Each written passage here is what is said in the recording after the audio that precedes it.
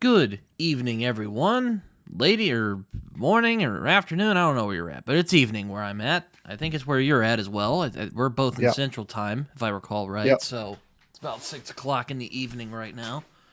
Um, but welcome back to episode 119 of Britton's Hangout Hour. It's quite an achievement, I know. Anyway, Yeah, I'm that's here with wild, man. I'm here with Josh, who is from the Reformed Reader. Am I correct? Yes, sir. He was also known in the talking story circles as the guy who did Inappropriate Time for a Book Review. Sir, I am That's honored me. to have you on my show today. How are you doing? Well, thank you so much, man. I appreciate you asking. I'm good, man. How about yourself? Doing well? I'm doing pretty good. You know, it's a pretty snowy day out here in Oklahoma, and slightly icy outside, but I'm doing pretty good. Didn't really leave the Yeah. house today because I don't want to deal with slick roads. But We luckily, I don't didn't have we school don't today. get much So. of that. Oh, okay. We don't get much of that white, fluffy stuff down here in Alabama. So Oh, if we do, it shuts us down, buddy. I mean, we're so. you get like an I mean, I remember. you get like an I, inch I of snow, and everyone's like, oh "Nope, yeah. not Yeah, so doing I grew nothing." up. I was born in Georgia and lived there till I was like about 5, and then we moved. My dad was a pipe welder, so we kind of moved where the work was, and so we moved from there to Kentucky for a couple of years, and then from there to upstate New York for a couple of years, and then from there back down to Tennessee for about a year, and then moved here. I think right around my 10th birthday, and so up in upstate New York, we had 4 or 5 feet of snow, and it was nothing. And then I remember my first snow day here. At school, we get on the bus and like you could see it flurrying and people were freaking out, and they're like, "Oh, everybody just turn back around, get back on the bus. We're going home." And we're like, "What?" And yeah, we can't have school with snow on the ground. And so I was like, "Okay, sounds good to me."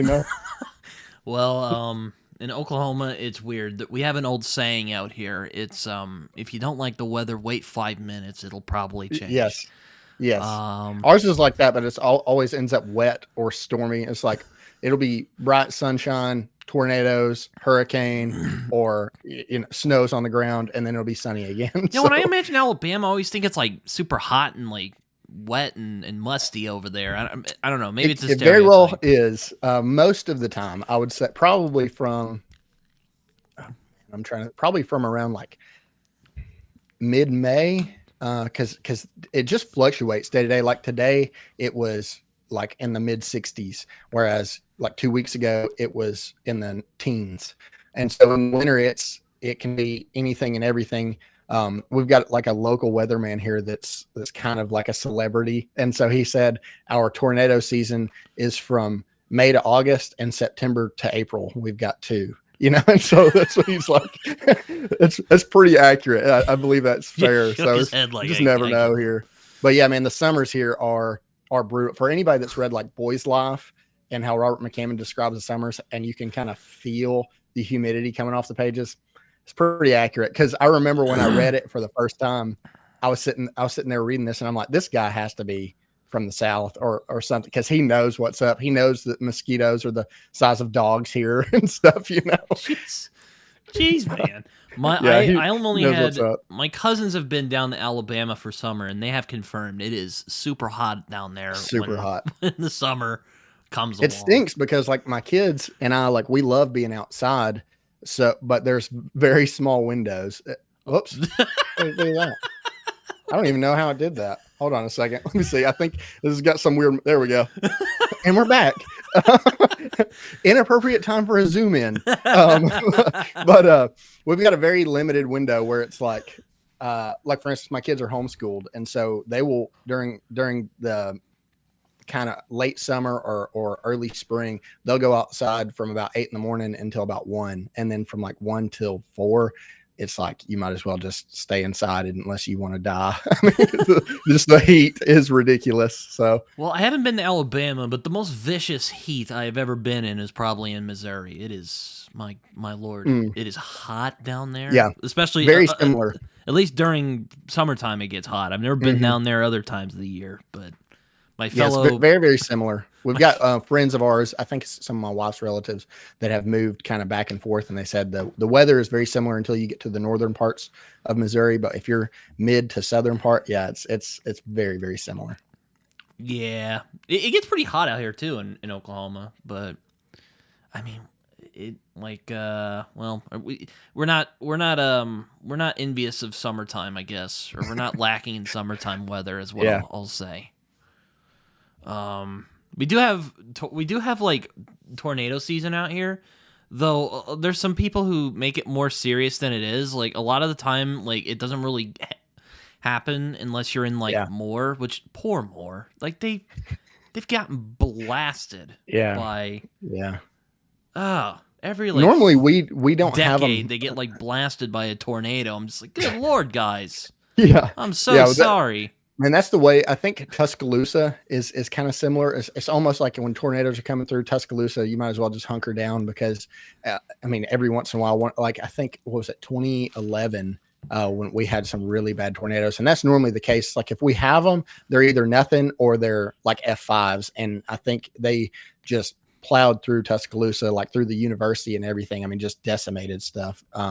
So it's kind of hit or miss for us, but when we have tornadoes, it's like I think everybody at this point is pretty gun shy, and they take off running into the nearest storm shelter. Yeah, I mean, I think the only time a tornado's like come remotely near me was or where I live. It was on a road. It was like one of those like one of those called those sand devils that they have out in the desert. It was like that. Took the roof off of a local Chuck E. Cheese. So I was like, oh wow, we dodged a bullet. At least it brought some light to the Chuck E. Cheese. I mean, those things are dank. If there's even any still around. So maybe it brought some sunshine to that place. Oh yeah, no, I don't really go to Chuck E. Cheese. There's a place. Are they even still in business? I have no idea. Yeah, we had one up here. So I live. I don't know if you know where Huntsville is. It's like Rocket City. It's near. They're about 30 minutes south of the state line, Tennessee state line, sort of like right in the central part of the state. And so I'm about 20 to 30 minutes south of that. And man, that one was like when you walk in the floor and your shoes are sticking, to the carpet, like there's problems. Oh well. I don't know anything about that, but hello, kitty. She's just can you not? Hopefully you can still hear me. Yeah. Okay, good, because my mic was red for a minute. I'm like, is it muted? No, you're good, man. We're good. Kitty. What have you been up to? What have you been reading? What I've been reading, I just completed the Yiddish Policemen's Union not too long ago, which was pretty good. I've never heard of that. Who wrote that? Michael Chabon. It's basically an alternate history story where instead of going to Israel, where they think it is, and it's being contested, the Jews went to Alaska instead and have been hanging out there. Except now they're getting kicked out, which is where the story that is being told begins. So yeah, I'm also reading If Beale Street Could Talk by James Baldwin, which is pretty good. I need to get more into that. So you're pretty big into like historical fiction type stuff? Oh no, I mean I read pretty widely, but I'm also hoping to read Guard's Guard soon by Terry Pratchett. Oh yeah, that's on the list. And I have a Fantastic Four life story that I'm hoping to start soon. So yeah, I'm gonna be busy for the next couple days. Hey, stop it. That's like a month's worth of reading for me. I'm so slow. Like, man, there's no way I can plow through. I've had so many people like start piling stuff on since I started a channel. They're like, "Hey, have you checked out this?" And I'm like, all that stuff I've heard of, and it's on the list. And a couple of my friends bought me tons of stuff, and I'm like, guys, I'm lucky to get 3 or 4 books a month, So like, I hope to get to it, but don't count me in for everything because I just read so slow, and I tend to like to enjoy what I'm reading as well. And so, like for instance, I've got some friends of mine on Instagram that got me to start reading Red Rising, and I plowed through because I hadn't read it before, so I plowed through book 1, and it was so good. And then they got me, they're like, you can't stop. You got to go to Golden Sun. So I started reading it, and I'm really into it, but I really want to take my time with it because I can tell there's a lot of nuance in there that I don't want to miss. And so they're like, ooh, did you catch this? And I'm like, okay, maybe I need to slow down just a bit. And so I've got an audio book going in between there. I'm doing Monster Hunter International. I'm doing that first book in between those two, just to kind of, it's good. It's, have you read it? I have not. Though I do know of like Larry Correa. Yeah, it's very Dresden Filesy, which I love the Dresden Files. It's one of my favorite series ever. And so I got caught up last year, and I've been looking for something to kind of sate that. And I kept hearing about Monster Hunter. So I found it a paperback for like, I think 50 cents at a thrift store or something. So I pick it up. I'm like, oh, this will be good. And then I had an Audible credit. So I used it. So I'm listening to it, and I'm like, this will be a quick listen. And then I just happened to pick up the paperback that I bought, and it's like 800 and something pages. And I'm like, oh man, well, I guess that's not a quick read, cause it's only, I think it's like 28 chapters, but each chapter is like an hour and a half on Audible or something. So I was like, yeah, it's going to take me a little while, but it's really good. I highly anybody that likes Dresden Files, I think they'll get a real kick out of that. I haven't read Dresden Files, unfortunately. Oh man, I know, man, it's so good. A lot of people. It's so good. I get a lot of mixed signals from people, because there's people who are like, oh, it gets good at the fourth book, and then there's people who are like, oh, you should read it. It's a lot of fun. Man, so I heard that when I started. They're like, the first two books are crap or whatever. And I'm just like, I pick them up, and I was also new to reading. I'm still fairly new to actively reading. I've only been reading for the past, probably since about like 2020. I was going to ask you about that. Yeah. Not very long, and so I started, I actually went to the library with my kids during COVID and stuff. And then, so I was like, man, I haven't read a novel in a while. And so I'm just going to pick something up, and I started reading and enjoyed it. And then, so we went back and I started doing that with them. And then, I was like, well, I don't know what else to grab. I'm just grabbing whatever is kind of flashy. I have no idea. And that's when I started going down the booktube rabbit hole. Of course, you find Mike. And then, so I'm like, okay, I guess I'm just going to read what this guy says, And so I picked up Dresden Files, and because he's like, if you like X-Files and all that stuff, you'll love this. So I picked up book one and absolutely loved it. Now, I'm not going to say there's no problems with it. And looking back on it, maybe, but I don't tend to tab my books or write down like characters and their arcs and all that stuff. I'm just kind of like, I just want to pick it up and read it. And then at the end, I'm gonna be like, hey, that was good. Or, hey, hard pass or whatever. And to me, I thought it was a lot of fun. And then, so I jumped in the second one, and everybody's like, the second one is atrocious. And I'm like, it's about werewolves. How can it be bad? And then, so I went into it pretty hesitant, and flew through it. Loved every page. And so I'm like, I think I just am maybe a naysayer. I don't know, and the ones that everybody loved were the ones I was kind of lukewarm on. One in particular, there's Changes is what it's called. And everybody's like, this is where it picks up. I'm like, really? Because that's kind of where I thought it dipped. And so I'm like, maybe, I don't know. My opinions are probably wrong. That's the fun thing about reading. You could read the same book and come away with two completely different interpretations. Which I know might seem... It's a great series, man. Do you do audiobooks at all? I have done them. I'm going to try and do more what they call immersion reading this year. Yeah.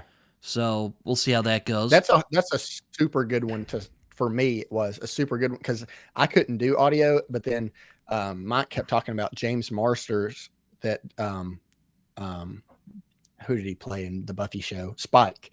And I think he was the horrible Piccolo in the worst Dragon Ball Z movie ever made or whatever. But anyway, that guy, he does the narration, and it's so good that when I got to, I think it was one of the in-between books or something where I actually physically read it. I heard it in his voice. I mean, it's so good. And so yeah, if you're like, I don't know about audio, that's a good one to start. And plus, you fly through those books just listening to them. And it's one of those things where it's like with audio, like I wouldn't do like Dragon Bone Chair or something like that with audio because there's all of that detailed just nuance within the work that you don't want to miss. Mhm. And with Dresden Files, it's kind of like, and so there's several times I'll catch myself reading physically and I'll have to go back a couple pages because I'm like, hold on a second.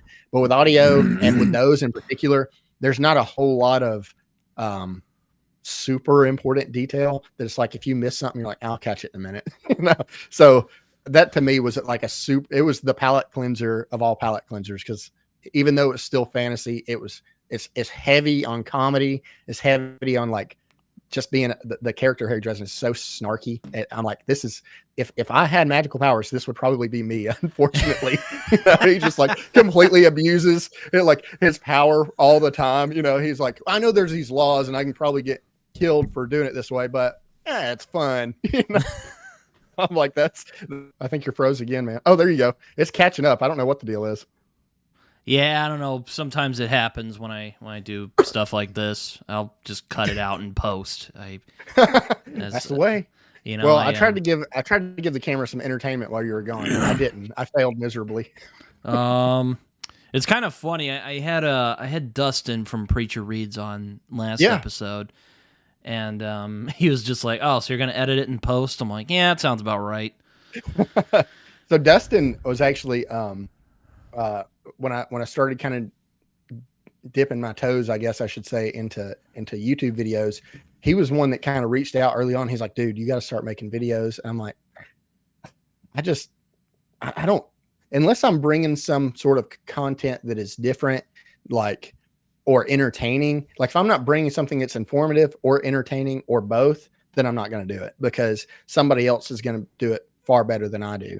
And he's like, no, you got to do it. You got to do it. And so I started putting out just a couple videos here and there. And so it was actually Dustin and a few other friends of ours on Instagram that got me to read Red Rising. So he's talking, checking in on me daily. He's like, what part are you at? Oh, you're about to get sucked in, or, oh, you're about to be disappointed, or whatever, So yeah, he's been awesome, dude. He's been a great resource. Yeah. And his channel has blown up. Like he did a top 10 video, and, he was telling us in the group chat, he's like, man, most of my videos get a few hundred or whatever. And then he's like, this one just has thousands of views. And it just took off. And so I'm like, I guess I better put a top 10 video out. Yeah, they can be entertaining. I don't generally do them very often because like a lot of people do them, and I'm like, unless it's like a top 10 like series, like I'll do that sometimes. Yeah. Or if I'm recommending stuff, Yeah, that's with me. I was like, plus I haven't read enough, or even I'm not as diverse in my reading right now, because I tend to just stick to sci-fi and fantasy for the most part. I do some historical fiction, or really I'll read just about anything. I'll even read biographies and things like that. But as far as reading for entertainment, I kind of stick to fantasy and sci-fi. So I'm like, if I do a top 10 list, it's going to look very similar to pretty much everybody else's. And so why, and I'm going to say the same good things about it and maybe the same bad things about it and be like, Lord of the Rings is great. So you should read it. It's like, okay, there's no point in me doing that. And so Dustin actually messaged me. He's like, dude, you got to do a top 10 video. And I said, man, I would like to, and me and Go Reads Books, Matt Pittman, shout out to him, man. His channel is awesome. But he was like, I think I'm going to do one too. And anyway, we're sitting there talking. And I said, I'm going to have to do something that's just off the wall. Otherwise, it's not going to be worth it. And then they got me to read Red Rising. I'm like, now I can't even do it because I got to finish the series because it's so good. I think it's just usurped something else on the list, So we'll see. I'm not put one out later on in the year or something, but my tastes are pretty stagnant. So I don't think it's going to change year to year. Yeah, no, you have to, or well, I mean, I've learned you read a lot to, I was gonna ask, like, how long have you been reading? Because, like, did you read when you were a kid and you fell away from it and you came back? Yeah, kind of. It was one of those things where it was like, I started reading because you had to do the AR points in school, and so I was like, well, I don't even like to read, so I guess I'm gonna pick up something that looks cool or whatever. And so, of course, for the first few ones I did, it was like the first two Harry Potter books, because the first two movies are out, or that let me find some other books that the movies are out so I don't have to read the book, which was fun for a little while. But then I was like, okay, I actually want to get into something. And it was actually, I don't know if I have his books here. Yeah, I've got one right here. Actually. Let's see which one this is. Oh, look at that. It's the first one. I actually got into the Brian Jacques Redwall series when I was a kid. And it was just because of the covers. I was like, okay, animals with swords. That's my thing, I guess. Like, that sounds cool. And I think I probably read 15 of those books, and there's like 30 of them. And really liked it, but it was one of those where I'm still reading for, really just because I have to, not really because I want to. And so then about middle school, I picked it back up with Harry Potter. I flew through a couple other small series here and there, and then put it back down. Cause once high school hit and they're like Scarlet Letter and Diary of Anne Frank and stuff, I'm like, and so I stepped away from it. And then when I got, it was probably 2012, 2013. I just had a lot of downtime with my job. And so they were cool with like, we don't care what you do during this, as long as you stay productive with everything else. So is it cool if I read a book? Cause everybody else is playing like bowling online or something, a guy brought his Xbox in, and they're like, yeah, we don't care what you do, as long as you sounds like a chill job. Yeah. So I work for the state of Alabama. I do bridge inspection, which is like, everybody, I know after saying that, they're like, oh, he's not doing well. We only can do so many things a month. And then like, that's it. Like, it's not really a quota, kind of is, but their bridges are due for inspection every 2 years in the same month. So what you're going to be doing indefinitely. And so once we're finished with our inspections for the month, we're done. And there's not just nothing we can do. Like, there's literally nothing that I can find to do. So at that point, I'd ask my supervisor, I'm like, what do you want me to do? Because I can only wash our vehicles so many times, or whatever, kick rocks or whatever, and he's like, just do whatever. And so I started back to school, and then I found myself still, I'm like, I got downtime. So I picked up reading, and I actually I went to the bookstore and I picked up Ready Player One, because I'd heard the movie came out, and somebody said, or I was like, I don't know, I'll pick this up. Or I was really into the Halo games, so I picked up a Halo book as well. And I was like, okay, which one? And so I look at the back of each, and Ready Player One said Harry Potter for adults, and I was like, I'm in. So I picked that up and loved that book. It was so good. I'm like, I can't believe stories like novels can be that good. And so that kind of launched me into picking up other things. And then that's when I think I read that. And then I read that it's a YA series. What is it called? Miss Peregrine's something. It was about meeting kids or something. Yes. Pretty weird. And I read the first few of those and flew through them. And so it's like, okay, I guess now the next thing. And that's when I found Mike's channel. And I was like, okay, I guess I'm going to read 1,400 page books now. That's, so it's been a few years, but I'm just such a slow, perks. Yeah. Well, like last year, for instance, I hit I read the most books last year than I've ever read. And I read 50 books, including novellas and a couple like manga volumes and stuff like that. So really, I probably read like maybe 40 novels, and that's me pretty actively reading. So I'm just a slow reader. And so, it just normally when somebody recommends something to me, I'm like, I really have got to find time for it. So right now I'm about to do a buddy read with Preacher Reads and Matt over at Go Reads Books and a couple other guys, of By Blood, by Salt by J.L. Odom. And we're going to do some sort of, I think we're going to come together and do a video over at Dustin's channel or something. And then I have another buddy read next month with a channel called Ted Read Instead. It's fantastic. Yeah. And we're going to go through Malice, because I've never read it, by John Glenn. So I'm looking forward to that one. I was going to read that last year for a thing I was doing called What's the Big Fuss? So I had my audience pick some popular books for me to read. It didn't last very long because I realized I don't like doing that very much. I mean, it was fun. It was a fun y'all's opinions are bad. Well, it wasn't like that, but it was just kind of like, eh. Yeah. Yeah, to me, I think I'm like, okay, I only have limited amount of time that I can spend reading.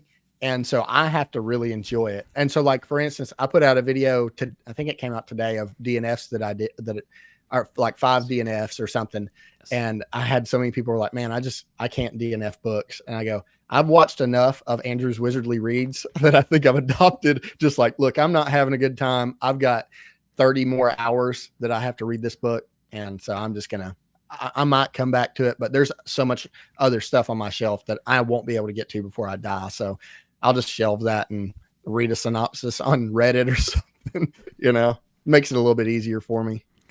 Yeah, I don't generally DNF books. I do sometimes like soft DNF them, but it's more like a for later kind of. Yeah.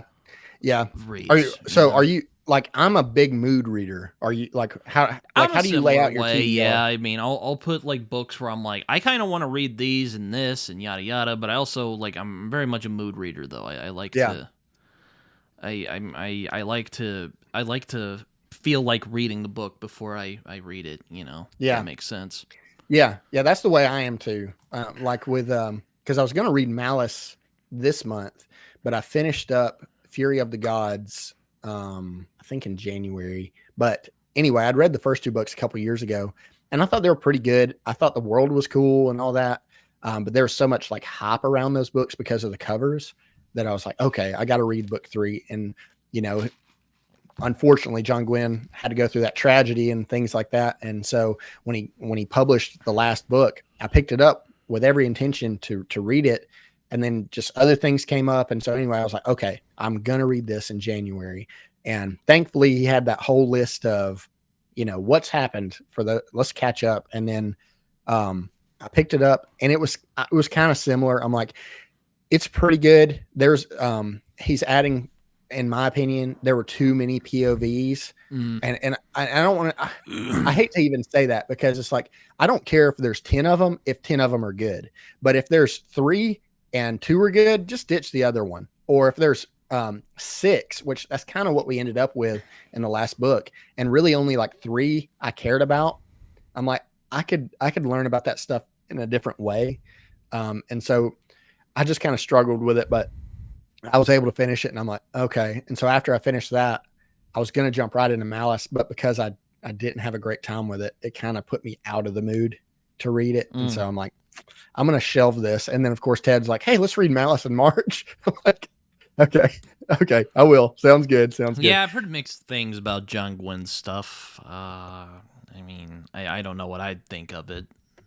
So his battle scenes are super good, like crazy good. Yeah, I've heard his fight scenes are really good. Yeah, they were so, like, he had me in there. It was the stuff kind of in between that tended to lull a little bit for me. And it, like I said, I don't want to say that it was bad or even make it seem like that. It's just like, it was pretty good. I don't think it was really for me. And so I was just like, it's good, and I'm glad it's finished and all that, but I'm kind of ready to move on to just something else.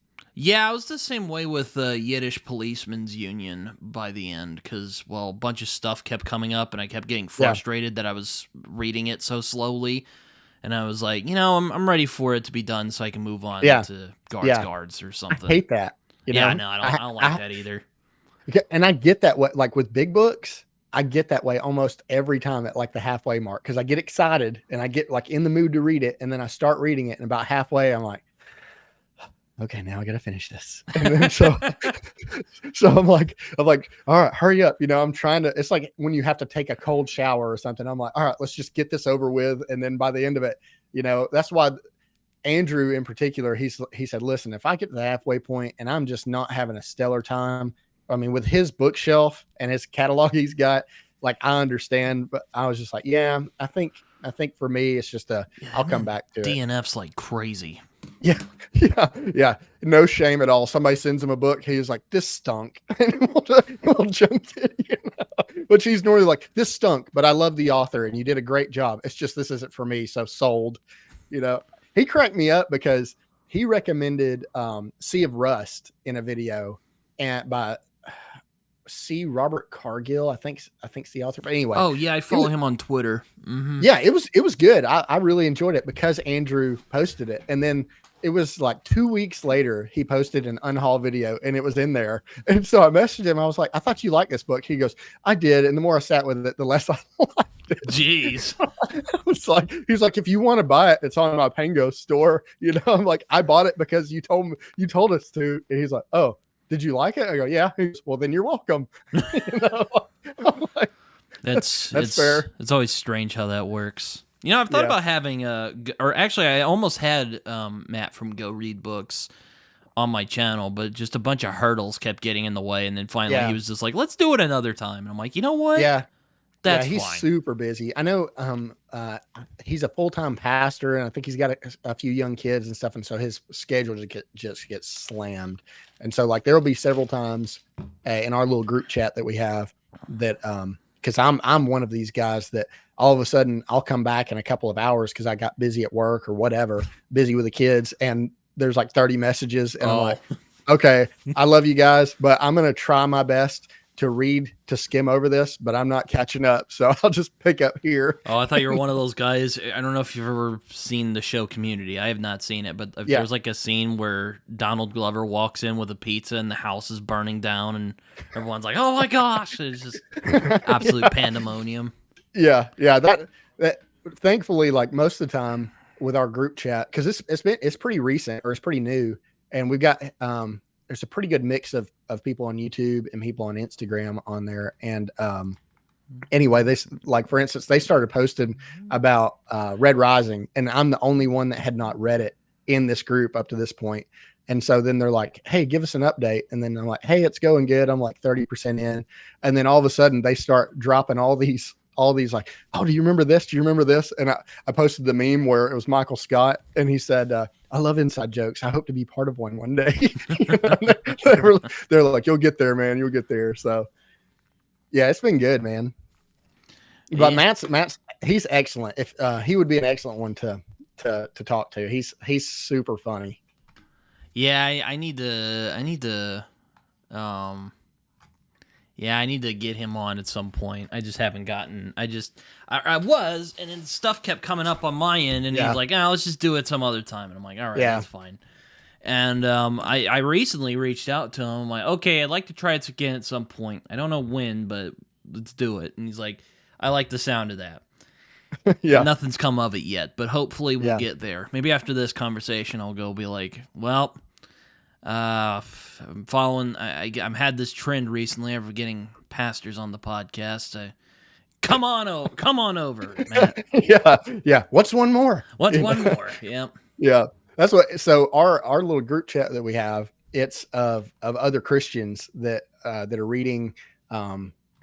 Mostly sci-fi and fantasy, but we all come from different backgrounds, and so when Preacher, he posted in there, he's like, hey, everybody introduce yourselves and stuff, and we were all from like different backgrounds, and it just turned it into a giant roast fest, which is like, I'm like, these are my guys, you know. It's like, if you guys are cool with us roasting one another, but in love, we love each other as brothers, then awesome. And so it's been super fun. It's also been a crazy good resource for me, because before this, I didn't have a lot of people that could recommend books based off of my taste. Because like, so with my channel and with my reading, but like with my channel, the reason why I was like, I'm going to start something a little bit different, it was because there's a website called Common Sense Media, and it's for, like, for instance, I've got 2 little kids, and when we go to watch a movie now, before we watch it, I'll pull up Common Sense Media, and it'll have everything in there that a parent may or may not want their children to be exposed to, whether it be, you know, certain scenes or certain language or whatever. And so they lay it out. It's like, hey, it has this many F-bombs in it, or, hey, it's got kind of an explicit scene here, there, whatever. And so they don't ever say, I think you should or shouldn't watch it. They just say, here's the information, and then do with it with what you think your household should. And I was like, that's such a cool concept. I would love to have that for science fiction, fantasy books in particular, but just books in general, because there's a lot of times that I'll get, man, like 15, 20 hours into a book, and then I'll open it up and I get to a point to where for me, convictionally, I'm like, I got to put this down. And I wish somebody kind of would have told me ahead of time, maybe not even said, you should read this or you shouldn't read that, but just here's the information. And then, kind of apply it with your own taste. And so that's kind of I was like, well, if nobody's going to do it, I guess I'm going to, throw my hat in the ring and see what happens. And so far it's been pretty cool. Most everybody has been awesome. There's been some people who are like, I can't believe that you didn't like this, or that, you wouldn't read that. I'm like, I don't care what you read or what you don't read. I don't care if you love, Game of Thrones or whatever. Like, I'm not going to tell you to read it or not to read it. But at the same time, I also don't think you should tell me to read it or not to read it, or if I don't like it. And that's the biggest thing. It's like, if for me, my tastes, my convictions, and the severity of those convictions, like, what does that look like for me? Cause like, for instance, I had a discussion with a guy today and he was asking me about language. Cause I DNF'd, Empire of the Vampire.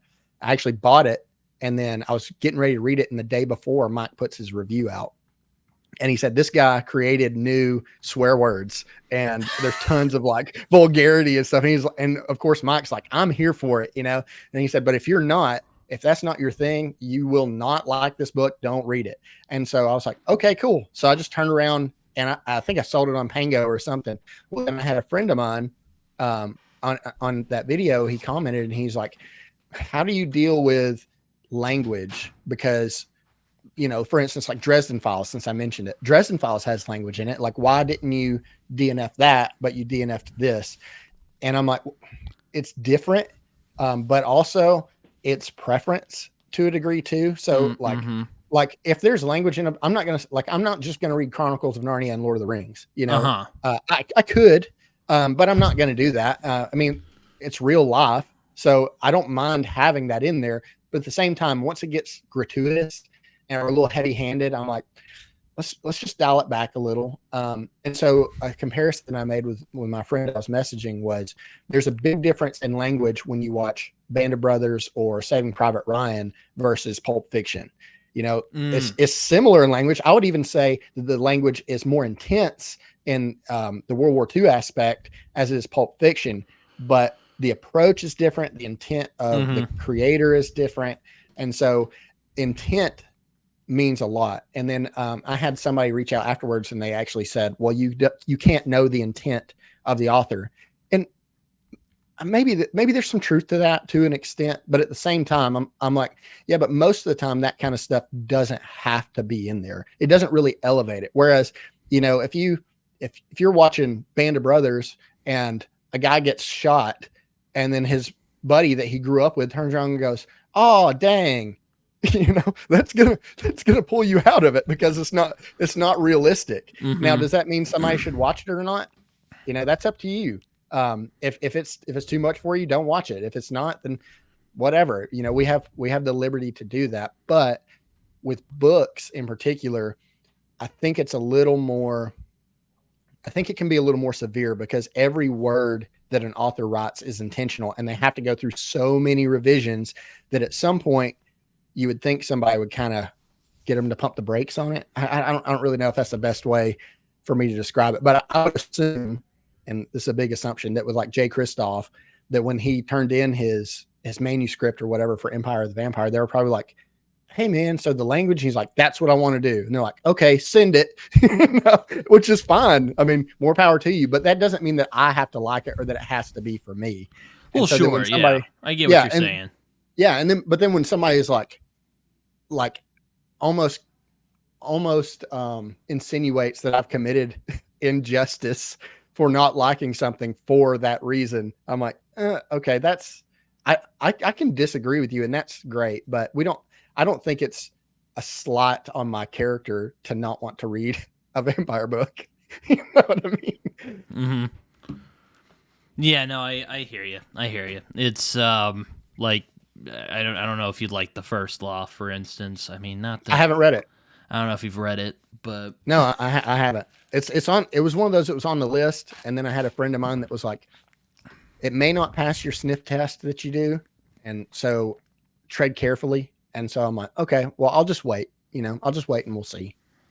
Well, you're probably going to get a lot of people who are going to be like, "Oh my gosh, dude, you should read the first law. It's so good." Because that happened to me. It happened to me, and then I finally read it. I'm like, "This is pretty good." So, okay, so Preacher and Matt and a couple other guys, Will and Incantome and some of these other guys that are in there in our group chat. Pretty much all of them have read it, and one individual is currently reading it. It's funny you bring that up because he talked about it today, and he was like, "Guys, I'm reading First Law and I am struggling. Like, tell me it gets better," because I'm like 30% through and nothing is happening. And everybody basically said, "Yeah, nothing happens in book 1. It's just characters, and then book 2 stuff happens." And he was like, "Okay, I'll try." I'll put it like this: like, if you're not sucked in by the first page of the Blade itself, forget it. You're not going to get anywhere. But yeah. I won't go into the rabbit hole of the First Law today. Well, it's one of those just like, I've got it on the list. I've actually got a set that I found at I'm a pretty big thrift store guy as far as books goes, because I'd much rather pay $2 or $3 than $30. Depending, if it's like a new author or somebody that it's a new release or something like that I want to support in that way, I'll do it. But if it's one that I'm kind of iffy on, I'm like, I'll just wait and see if I can find it at the thrift store. So I've actually got, I think it's his first 2 trilogies. Is that right? He's got 2 out or something like that. Yes, he has the trilogy. He has a couple standalones, and then he has the other trilogy, which takes place 20 years after the first series. I don't know. I haven't read Age of Madness yet, so don't get mad at me, Joe Abercrombie fans, if they've gotten this far anyway. Well, then they would probably be upset to know that right now it's soft DNF'd and I haven't picked it up, just because I've got other guys that are reading it and they're like, "Hey, I'll tell you what, when I get done with it, I'll let you know, because this probably is not for you." And I'm like, "That's cool. I'll find something else. It's no big deal." Oh, for sure. Yeah. I mean, that is funny. Earlier you were talking about Redwall. My friend Raph did a he called it Mousemas, where he basically covered a bunch of the books on his channel. So that was pretty fun. Yeah, I saw that. It was so good. It was good and fun. Like, have you seen Brian Lee Durfee did? I think he did some reviews on it, and it was the funniest thing I've ever seen, because he was getting so frustrated because the author, his name is Brian Jacques, I think is how you pronounce it. He's passed away, but he's pretty inconsistent with some things, and understandably they're young. I don't know if they'd be young adult, but they're for young readers. But there are times when like the mice are in proportionate, I guess is the right word. They're proportionate to, like, for instance, if a cat comes up and decides to, it's like, but it's a cat in armor, then you would think it would be this huge Goliath thing, but then it isn't. And you're like, well, hold on a second, that doesn't make sense. And then all of a sudden a ferret comes out of nowhere and it's twice the size of the mouse. And I'm like, okay, so the ferret is bigger than the cat. And watching Brian Lee Durfee's face when he was like, "How big are these animals, Brian? How big are these animals? You're not making." And that's the whole, like, his entire review of every book he's done. He's like, "These animals, I need to know how big they are. This is, and they have swords, but is it the size of a sewing needle or is it a sword? Because sometimes blades of grass are taller than them, but then they're walking through the grass. What's going on?"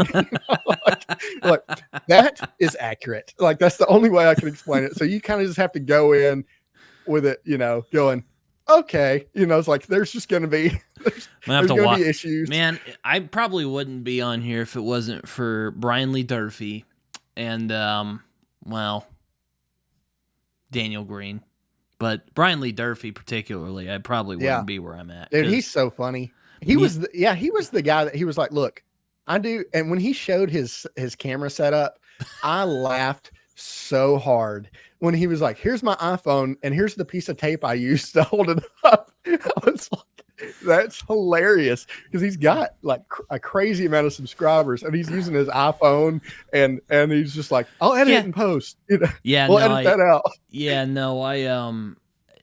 I was hesitant to do a booktube channel for a long time because I'm like, I don't really speak very well, and I don't really like being on camera. And then I watched Brian Lee Durfee just wing it on an iPhone and in his like so in his awesome. like man cave. I'm like,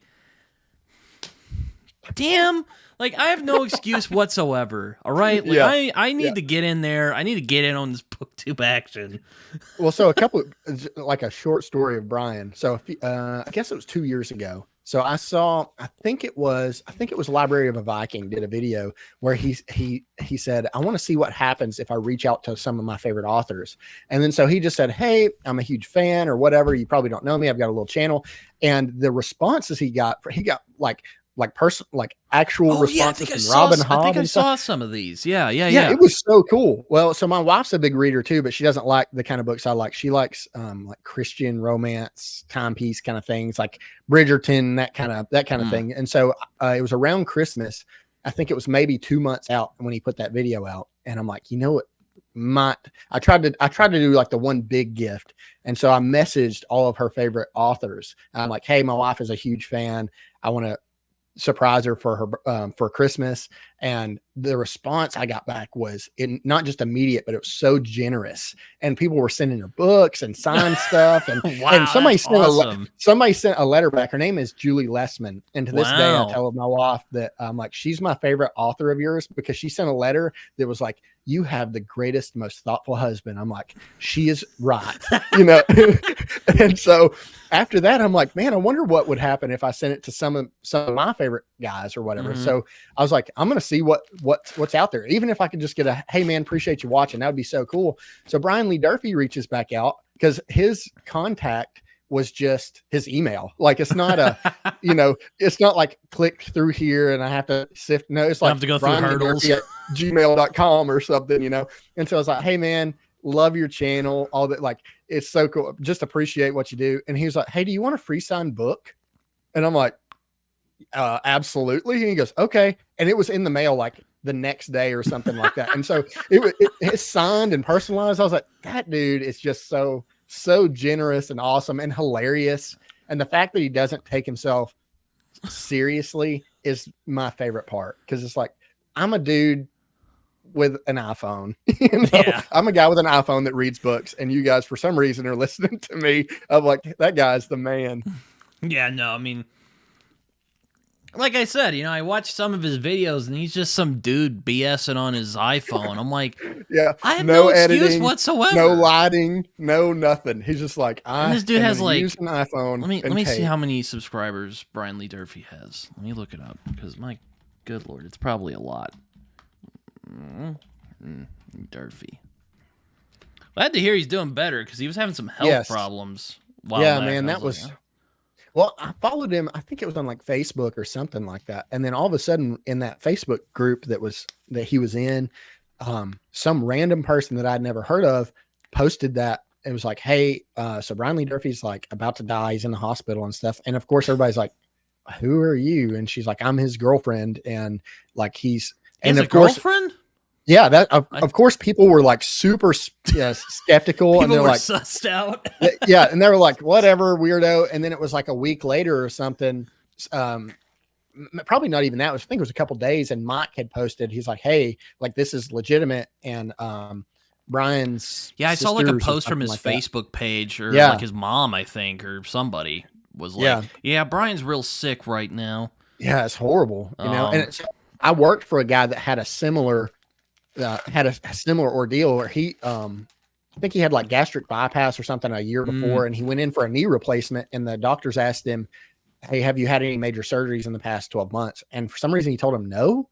And they were like, okay. And so they go through with it, and it caused him, I don't know exactly what happened, but it caused him to lose like, I think it was like 90% of his blood. And so they were pumping him full of transfusions and stuff, and it just shut his organs down. And so he's just super sick just because he had lost, even though it was just like he was about to die. And so when Brian started doing his update videos, he was like, yeah, my organs just started shutting down. I was like, oh man, like I can't imagine.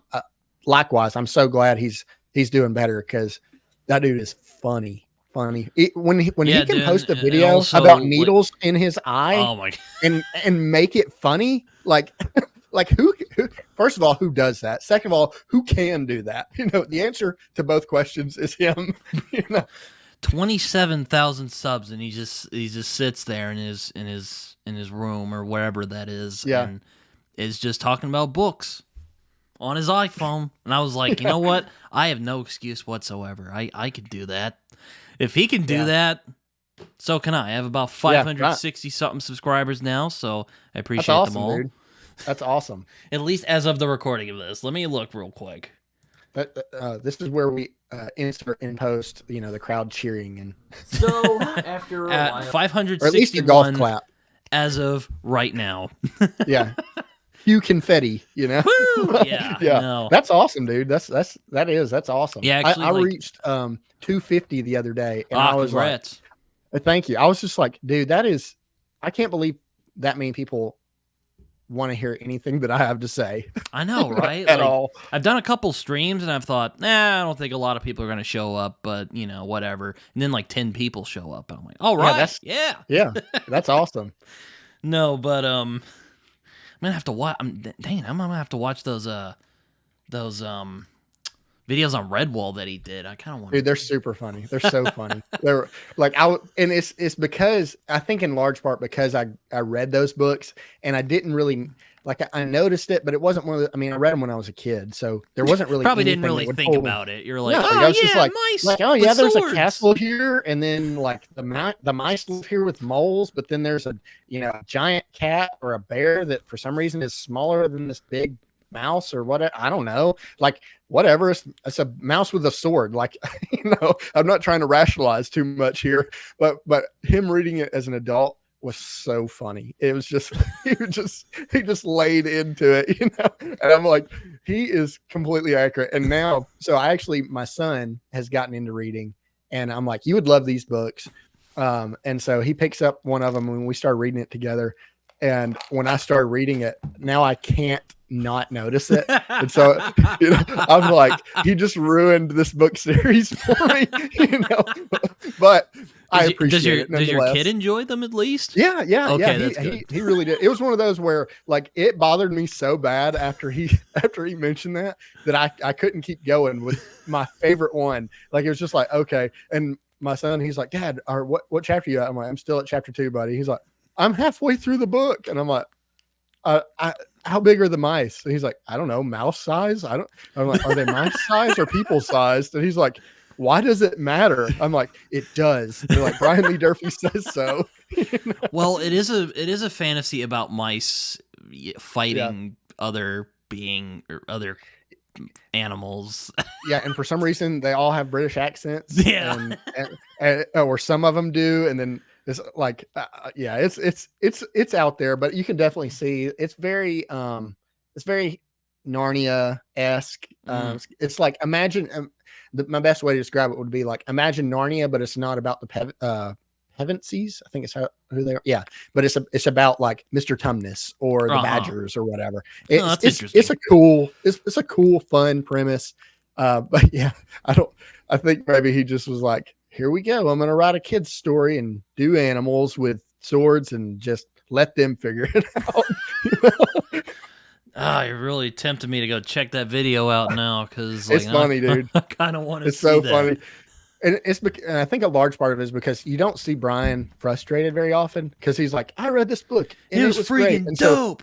As he likes to say. Or then he's like, I read this book and it was terrible, or I threw this book away, and it's just like pretty flatlined. And then he starts on this book about animals, and he's just ranting for 20 minutes about how big are the mice, Brian? How big are the mice? Oh boy, Redwall, Brian Jacques.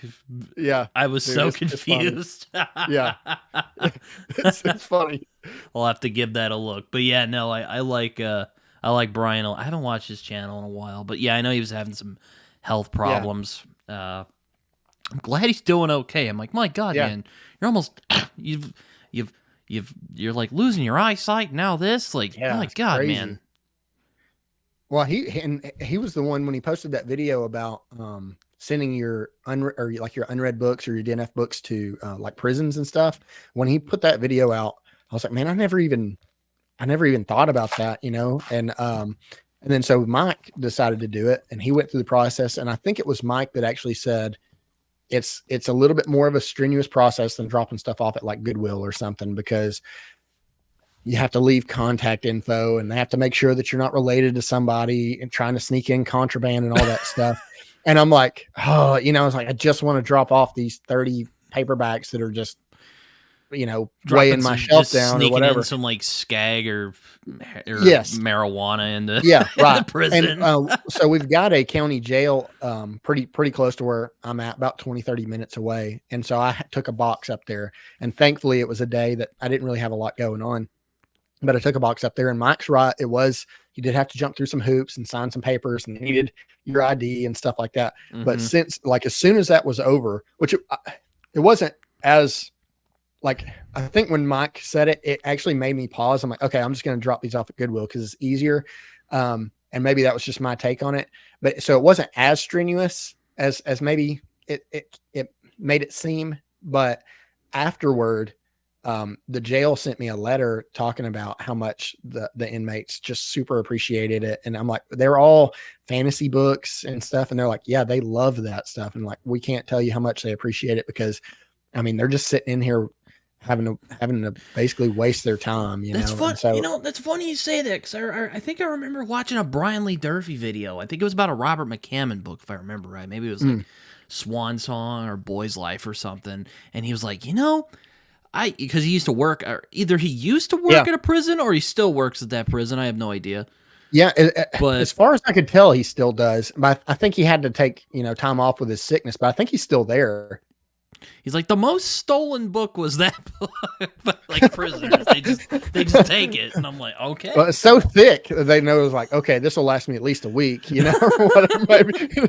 Oh, that was one that after everybody was taught. Have you read it? I have not read Swan Boy's Song? Life. I did read Speaks the Nightbird from Robert McCammon, which I thought was really, really good. I love Boy's Life. Favorite book of all time, and I know that's not a hot take at all. That's very it was so good. That's a very cold take, actually. Yeah, that's a very chilly take. But for a hot take, is I read Swan Song immediately after, because I'm like, this guy is like my new favorite author, has to be. And I read it and I was let down, and I was like, oh no, wow, that's interesting. It wasn't bad. Yeah. That's like, I think Mike said like that's his favorite, and a bunch of people, even Brian Lee Durfee, he was like, man, this is such a good book. And I read it, and it was still good, but man, it was so long. And then the ending, without spoiling it, is mildly open-ended. So the ending doesn't, I mean, it does have a conclusion, but it's not like, and this is what happened to every character, is that you kind of have to figure it out on your own, which I do like most of the time. But I was just like, oh, man, after reading 1,800 pages or whatever, like I kind of wanted some resolution with everybody to close the book and be done. I've heard it's kind of his like version of The Stand, which is, I haven't read it either. So you haven't read Stand? Well, no. I mean, I don't know if you'd like The Stand based on Swan Song, but I've heard The Stand and Swan Song have a they're similar, we'll say. Yeah. And I think you would appreciate The Stand because it has some biblical themes about good and evil and stuff. That's what I've heard. All that fun stuff. So King, the only King book I've read was Fairy Tale, and I was like, I'm gonna start with this new. It was when it came out, and I picked it up, and like everybody else, the first half of the book was just like, I mean, blew my hair back. Well, not really, but it would have, it would have, but it was, it blew so your hair good. off, actually. That's exactly right. My kids keep talking about my forehead is growing, over time, but it is what it is. Of course you see the meme where it's like, when you're a kid, all you want to be is Vegeta. And then when you grow up, you actually start to look like him. I'm like, that's accurate. But I read that book, and in the second half, it was fine. And then I went to pick up, I had been given a bunch of King books for gifts, and It was one of them, like the hardcover of It. And I'm like, okay, this is going to be great, whatever. Well, then we had some friends over, and one of them was my pastor, and he was a young man, and he was like, hey man, have you read It by any chance? Cause he saw it. And I go, no. And he's like, I'm not telling you what to do. And I was like, uh-oh, that's not a good sign. He's like, do me a favor. And there's a particular scene, which everybody that's read It knows what that scene is. And that's probably problematic enough if you can say that scene in It and everybody that's read it knows exactly what it is. Yeah. I know what you're talking about. Yes. Then he was like, read that. And then maybe don't even read all of it, but just let me know, because that will tell you if you will actually finish this book or not. And man, I just could not do it. And so from that point on, I'm like, that is one twisted individual. Like, I was like, why did they not? He was hitting the drugs pretty hard. Oh when he yeah, wrote that book. yeah. So I was like, for context, I have, yes, but I have since. I don't want to say hard or soft, but I have DNF'd him as an author for the most part. My brother actually sent me for my birthday last month. He sent me The Shining, and I was like, okay, well, I might read it, and if I read one, it'll be that one. But he was like, no, you should like it. And I wouldn't recommend like it as like a first Stephen King book. I haven't read fairy tales, so I won't comment on fairy Don't worry tale. about it. Just don't worry about it. It's, you read the first half and then go, that was great, and then close it. Yeah, I've heard similar things. It's like, man, that first half was so good, then the second half just goes off the rails, and I'm like, yeah. Well, it stinks for me because if I could recommend like for a first time, I'd probably recommend like some of his shorter stuff, like maybe Misery or something. Yeah. Which is more so like that's what one of the reasons why I really wanted to get into King is because some of my favorite movies are Green Mile, Shawshank, Stand By Me. I'm like, okay, well, if I like the movies, I should like the book. I mean, and so I had those, but like I said, since then I'm just like, I don't know, like I have feelings about King. Maybe not to the extent of some people have with like Gaiman now. But I'm like, dude, like you had to sit here and dwell on this and put it pen to paper, which again, I understand he was not in the right mindset, but I'm like, why did he wasn't fully in his right mind? Right. Well, I certainly hope not. So it's one of those of like, dude, come on. But then, so like I had 11/22/63 and I think I've still got it somewhere. And so that was going to be the one I was going to pick up next, because I don't think I've heard anybody say anything negative about it. Well, except my friend Raph. He doesn't really care for it. He's like, I don't get that American nostalgia thing that he does. Yeah. And he's probably going to, leave a comment clarifying like, oh, it's more than that. But like, that's like when I've talked to him about it, that's the gist of what he doesn't care for about it, and Stephen King in general. So I'm like, okay, that's fair. Whatever. I think 11/22/63 is great. It's definitely good, one of my favorite King works. That was one that was pretty hard for me to find because, really? Like I said, I try to. Well, you mean like perusing thrift stores and stuff? But yeah, I can see how that. Well, like I found like Hearts in Atlantis. Let's see, I found there was The Shining. It was I want to say it was some sort of special edition. It was like a book club edition or something like that from early 90s, late 80s, something like that. I found them like, oh, that's cool, and so I picked it up, and then I just looked online. I was like, I wonder what this is worth. And it was like $500-$600. I'm like, this is going on eBay. like this will fund other books, and so I can download the ebook. But yeah, 11/22/63, I found a copy in a thrift store for $2, and it was absolutely just like roached. And so I was like, okay, I'm staying away from that. And then I had somebody give me a copy, and so it's still sitting on the shelf somewhere. But it's like, it's one of those tomes. So I'm just like, I mean, I think it's a fantastic book, and definitely is one of those, I can flex it on the Stephen King haters who think that he's lost his touch. I'm like, I can just slap 11/22/63 down and go suck on that. That's the thing, is like I'm sitting there thinking I'm suck one on that haters. He just may not be an author for me, which I don't really know yet.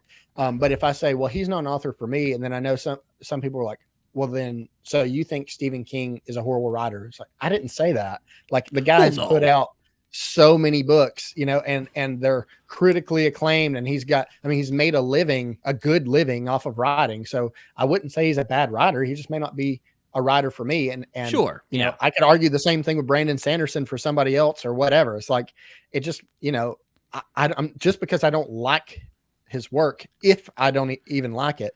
It's like Fairy Tale. I put I think it was a Goodreads review, and I gave it like maybe 3 stars because it was, like I said, it was perfectly fine. And then man, I got blasted by some of the Stephen Kingites or whatever, and they're like, "This book was amazing." I'm like, "Really?" Because if you look on YouTube at all or these reviews, they're not. They're not great. From what I've seen, it's one of his like more mixed books. You know, I mean, I haven't read it yet, but well, apparently Mike said it was because he said the same thing. It was like the first half was so good, and I can't remember which book it was. I think it might have been The Body, like the short story or whatever, that he said it's basically, if you like The Body, you'll love the first half of this book. And I wish he would have just written another book in that style, but a full length novel. Like I wish he would have just finished the story without any kind of fantastical element. And this would have been one of the best books he's ever written. And I'm like, hard agree. Like that is, I mean, the mundane stuff that you don't think, you know, if I'm telling somebody has a lot of that. Yeah, well, that's the stuff that I loved. You know, that's and so when I'm describing it to somebody, I'm like, yeah, it's just him. So it's kind of weird because it's like, well, it is a time travel story, but it's like not like super like, you know, it doesn't like get into the gimmicks of time travel or anything like that. I mean, there are rules, but it's explained and it's pretty easy to comprehend, which is pretty amazing because, you know, time travel is. I won't go into that. Yeah. It's hard to do well. But yeah, it's definitely one of my favorites from him. I think it's really good. What would be, let's say, from a sci-fi fantasy guy, fairly new, I would still say, what would be something that you'd be like, hey, pick this book up if you haven't already? For Stephen King? Just in general. Oh, I was about to say, if you're talking Stephen King, do not pick up The Dark Tower because you'll probably be like, what? I did years ago. I got about 50 pages in. I'm like, this is not my thing. Yeah. I'm sorry. It's not for me. In general? Oh, man. I hate being asked that. I mean, I could say something generic like Lord of the Rings, but I'm like, but some people might think it's too old-fashioned nowadays, and like, I mean, I don't know if you've read Lord of the Rings. Yeah, I've read it. Oh, you've read it? Okay. Yeah, it's my favorite. You know, it's. Oh, okay. Well, I mean, let me think. I've got a Lord of the Rings T-shirt on, but also I can't even see if I can roll my sleeve up enough. If you can see. Oh, look at that! Yeah. Is that Elvish? So it's Elvish, but it's scripture. It's Isaiah 38:17. It says, "Surely it was for my benefit that I suffered such anguish." And so my wife, that's what she wanted me to get for our anniversary. She's like, "I want you to get a tattoo that I can see," and she's like, "And we'll put it in Elvish, so that way." I'm like, "Hey, I'm good with it," you know. Let me think. Just like for beginners. Oh man, that's hard. Again, I mean, I could say something like Lord of the Rings, but like it's just like, yeah. You got anything obscure, something that you don't hear about on like YouTube or whatever? One that's a classic, but I don't see it talked about on YouTube so much, which is a shame because I think it's a classic of fantasy. Alice's Adventures in Wonderland, the original book. I haven't read it. It's really like, I mean, if you get past kind of the weirdness of it, it's really fun. I enjoy it a lot. I mean, it's very whimsical, also really strange, and it's it's a wonderful book. And it really, I think, really touches on the weirdness that is being a kid. Yeah. Okay. Yeah. Which is, and you know, well, I read what was it? Howl's Moving Castle. I think I read it last year, maybe a year before. I can't remember. And it had a similar. It was like, you know, I read it because I loved the anime, and then everybody was saying, but with the anime, have you seen it by any chance? The movie? No, Howl's Moving Castle. I have not. The only one I've seen from Ghibli is well, actually, I've seen two. Ponyo, which I thought was okay, and Spirited Away, which I thought was amazing. Yes. Okay. So if you like Spirited Away, you would of all time. you would love Howl's Moving Castle. Okay. Because like those are my top two as well. And Princess Mononoke. That one actually might be more because that one is. Oh yeah, and I've seen Mononoke. What am I thinking? Okay, yeah, I was about to say that one might be my favorite. But Howl's Moving Castle, like the first, man, probably 60 to 70% of that movie was so good, and then you know Miyazaki does that weird thing where he always goes into some sort of either political or war or so. He's like, he's very like anti-war. He's like very pacifist about a lot of stuff. So his movies always have that kind of theme. And so when I watched Howl's Moving Castle, the whimsy of the story was amazing to me. And then when he got into the war stuff, I was like, it's fine. I thought it detracted, but then everybody that I had read the book said, well, if you liked the first part, then you'll love the book because the war stuff isn't really in it. It's just the magical whimsy that's this world and stuff. And now you can kind of put faces to and it was so much fun. I think that is, to me, one of the most underrated like fantasy books. Oh, I got a good one. I know Gaiman isn't everyone's favorite person right now for, reasons. Yeah. But I think Coraline is in that similar vein of Alice's Adventures in Wonderland. I think Coraline is a wonderful book, and the movie short, is also too, isn't it? It's like the movie is also story? It's very short. Yes. It's also a really great film too. There's some people who say it's better.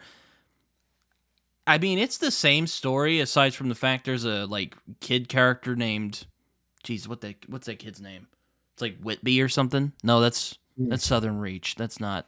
It starts with a W. Let me look it up real quick. Yeah, I haven't seen the movie either. It's one of those where it was like, when we looked at it, it was like, this is very much Tim Burton, like very, very similar kind of. Well, I mean, you're close. Henry Selick made it, who was a collaborator of Tim Burton. Okay. Wybie is the kid's name. He's not in the book, but he is in the movie, and he's very good. But I think the book is fantastic, and also a good one for if you're interested. But if you mean like something like Lord of the Rings, like I don't know.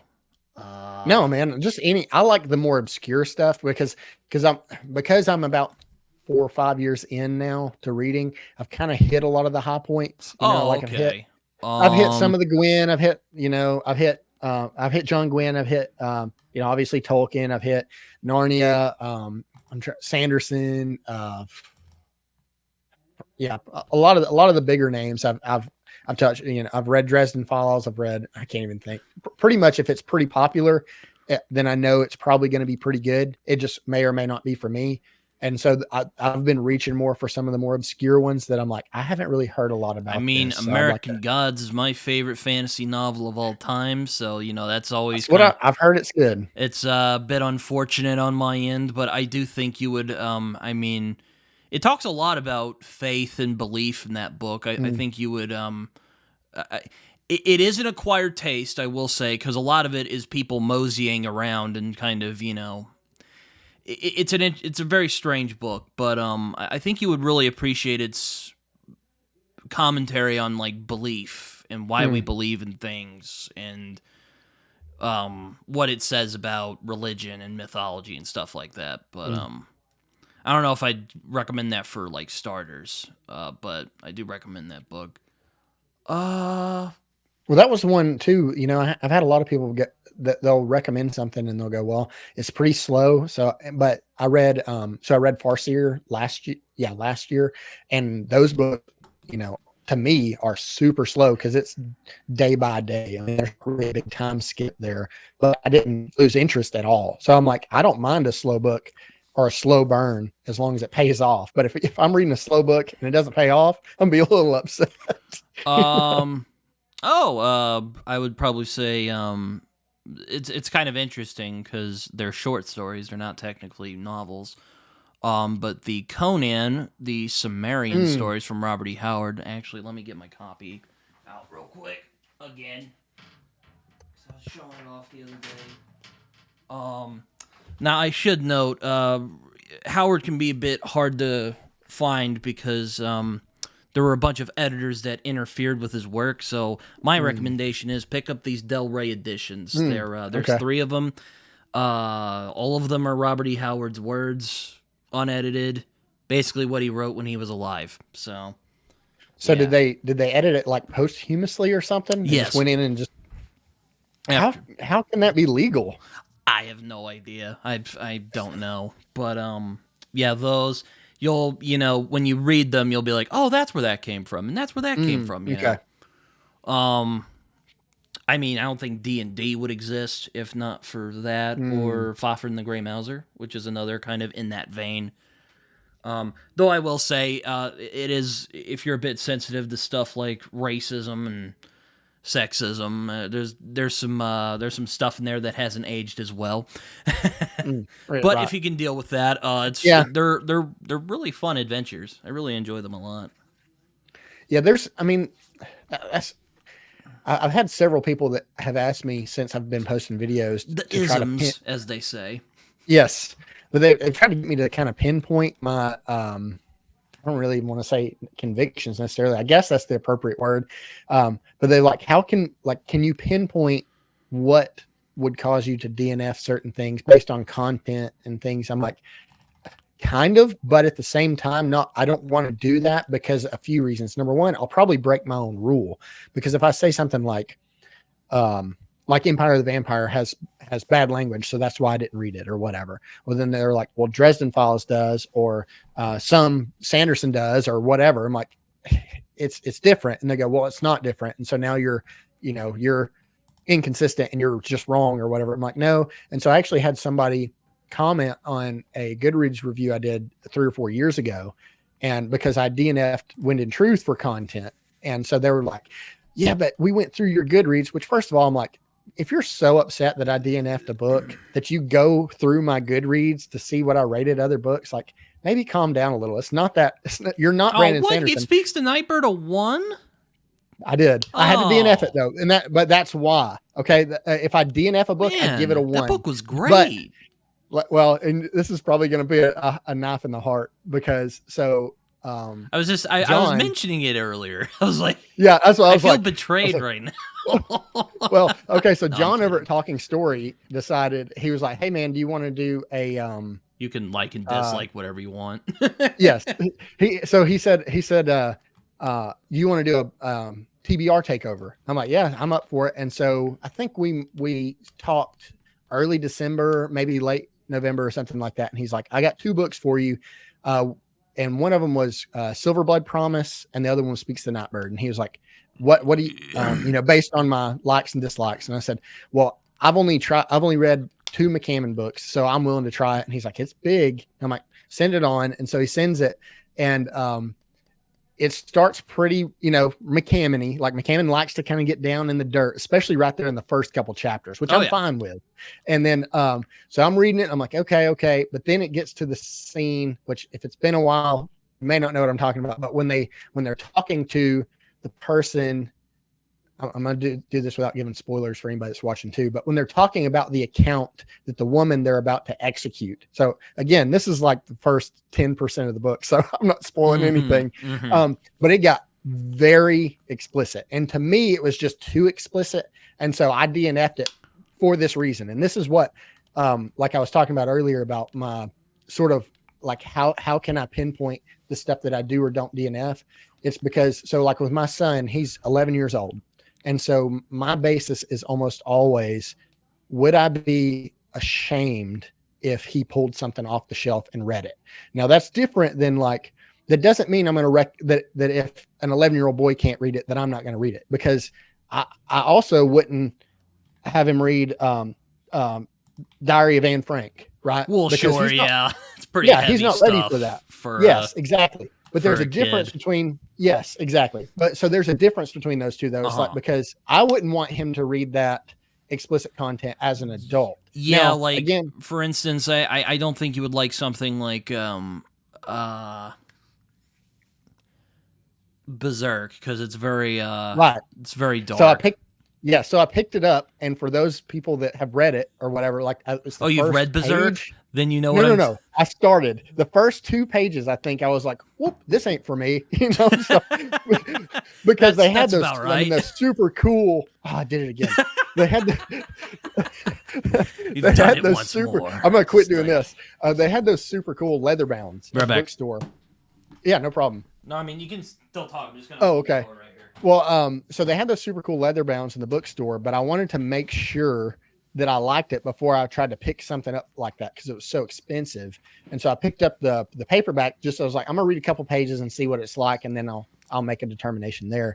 And I read like 2 pages. I'm like, Okay, this is a little too graphic for me. And so that's kind of what speaks to Nightbird. That's what happened. I was just like, I very well could have just plowed through it. And I understood McCammon's, what's the word I'm looking for? I understood his intent. It was to make the reader uncomfortable.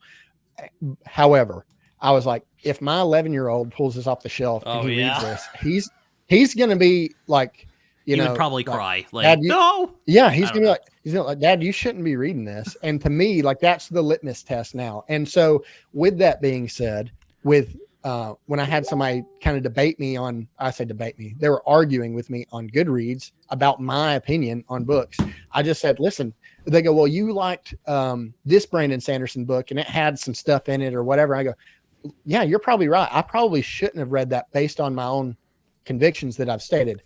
But however, I hope that in 5 years that my convictions increase and I will look back and not be able to recommend certain books because that means that I'm maturing in my faith. Because if nothing changes and I'm like, oh, I still watch or read the same stuff, it probably means that I'm not maturing at all. And so I was like, I hope that in 5 years I can look back and go, I probably shouldn't have read that. Because I've done that since. I'll take a book and be like, yeah, I don't think I'm not going to keep this. I'm not going to read it again. And so I'm going to pass it off to somebody else. And that's the thing is like, it's okay. And so the only time I give a 1 star is if I DNF it. Oh, okay. I'm like, man. And so some people, yes. I was about so to some say, people are like, well, then Nightbird's really good. At least in my opinion, it is. Well, so McCammon is about 45 minutes south of me. Like he lives just. Wow. So he did a book he does signing. live in Alabama, doesn't he? I forgot about that. He lives around Birmingham, and so he was doing a book signing for Leviathan, and I was actually going to go, and I was like, well, before I go, I probably need to, I need to see if I like any of his other works, especially Matthew Corbett, since that's what he's promoting, and I would like to get book 10 or what. And so I got to it, and I'm just like, I was conflicted for a while, and normally if I'm conflicted, I try to err on the side of caution because I would rather not read something that I could have than go through with reading something that I shouldn't have. And that's just a personal preference thing, nothing with anybody else. And so, yeah, when I gave it 1 star, man, people just bashed me. And then John messaged me and he was like, hey, I see you gave it 1 star, or you put it on your most disappointing reads before we even met up for a sec. Cause I was going to surprise him and say, hey, I hated that book, but not really. I was like, hey, I put that book down, but I Overblood Promise without telling him. So I was going to surprise him. And he was like, I think if you just DNF'd it, I think maybe we just need to chalk it up to, better luck next time, and I'll talk to somebody else. And I was like, okay, that's it's your channel. You can do what you want to, but I've had some pushback about my 1 stars, but it's always a DNF, and it's not because I want to degrade an author, because I will say that I won't give a bad, or maybe won't's a strong word, but I try not to give a bad review to a lesser known author, because I don't want to diminish sales or anything, or especially if they've got, if they've got 100 reviews and mine is a 1 star, it'll definitely drag that down. So I just didn't want to be a reason to keep somebody from their livelihood. But a Brandon Sanderson book, a Robert McCammon book, a Stephen King book, these guys that, a 1 star review is not going to hurt them too bad. And then I can say, well, here's why. But it actually started because I have just personal friends that were watching my Goodreads. Yeah, I doubt like Robert McCammon would track you down your house and like beat you up or something over. Yeah, and if he did, he better bring back up. No, I'm just kidding. But at the same time, like I wouldn't have a problem with talking to McCammon or Sanderson or King or anybody else that I've 1 starred and say, hey man, like I super respect the amount of work and effort that you had to trudge through to get this final product. And I'm not, crapping all over that for any reason. I just didn't like it. It's just not my thing. And, no, I'm not knocking your character. And it tends to be when I give a 1 star review because of a DNF, that's it. The response tends to be, you're attacking this guy's character. I'm like, no, I'm not. I'm just giving a personal preference based on his work. Well, sure. Yeah. It's weird how that works, The thing that I don't like that people tend to do is they actually tend to be more critical about self-published books than they are about traditionally published books. And I'm like, this guy has a contract. And so you can say as many good things as you want to about him. Maybe you're jumping on the hype train or whatever. But when there's a guy that reached out to me, Luke Scholes, he wrote A King's Radiance and a couple other things. And he finished this book last year called Soul Cage. It's an epic fantasy. He's going to be turning it to, I think, a trilogy or something. And so he's like, hey, anybody that wants an e-arc, because I followed him on Instagram, he's like, just here you go. So he sent me a message. And I was like, yeah, man, I'm in. I'll get it done. And I read it, and I thought it was really good. I thought it was fantastic, especially for self-published, because I think it's the only self-published work I've read up to this point. But anyway, I was like, man, this is fantastic. And then, I see people like, oh, this is, the writing is clunky or this or that. I'm like, he doesn't have $50,000 to dump into an editor. And I'm not grading on a curve. I'm just saying, I really enjoyed this. The story was great. Characters are good, but you guys are over here trying to dunk on him. And he's, it's like, it's interesting you say that. I've actually heard the opposite, that people are, which, I mean, sure. Do people review self-pub books differently than traditionally published? Of course, because, well, on the one hand, I could, if I wanted to, I have written stuff, but I haven't decided what to do with it yet.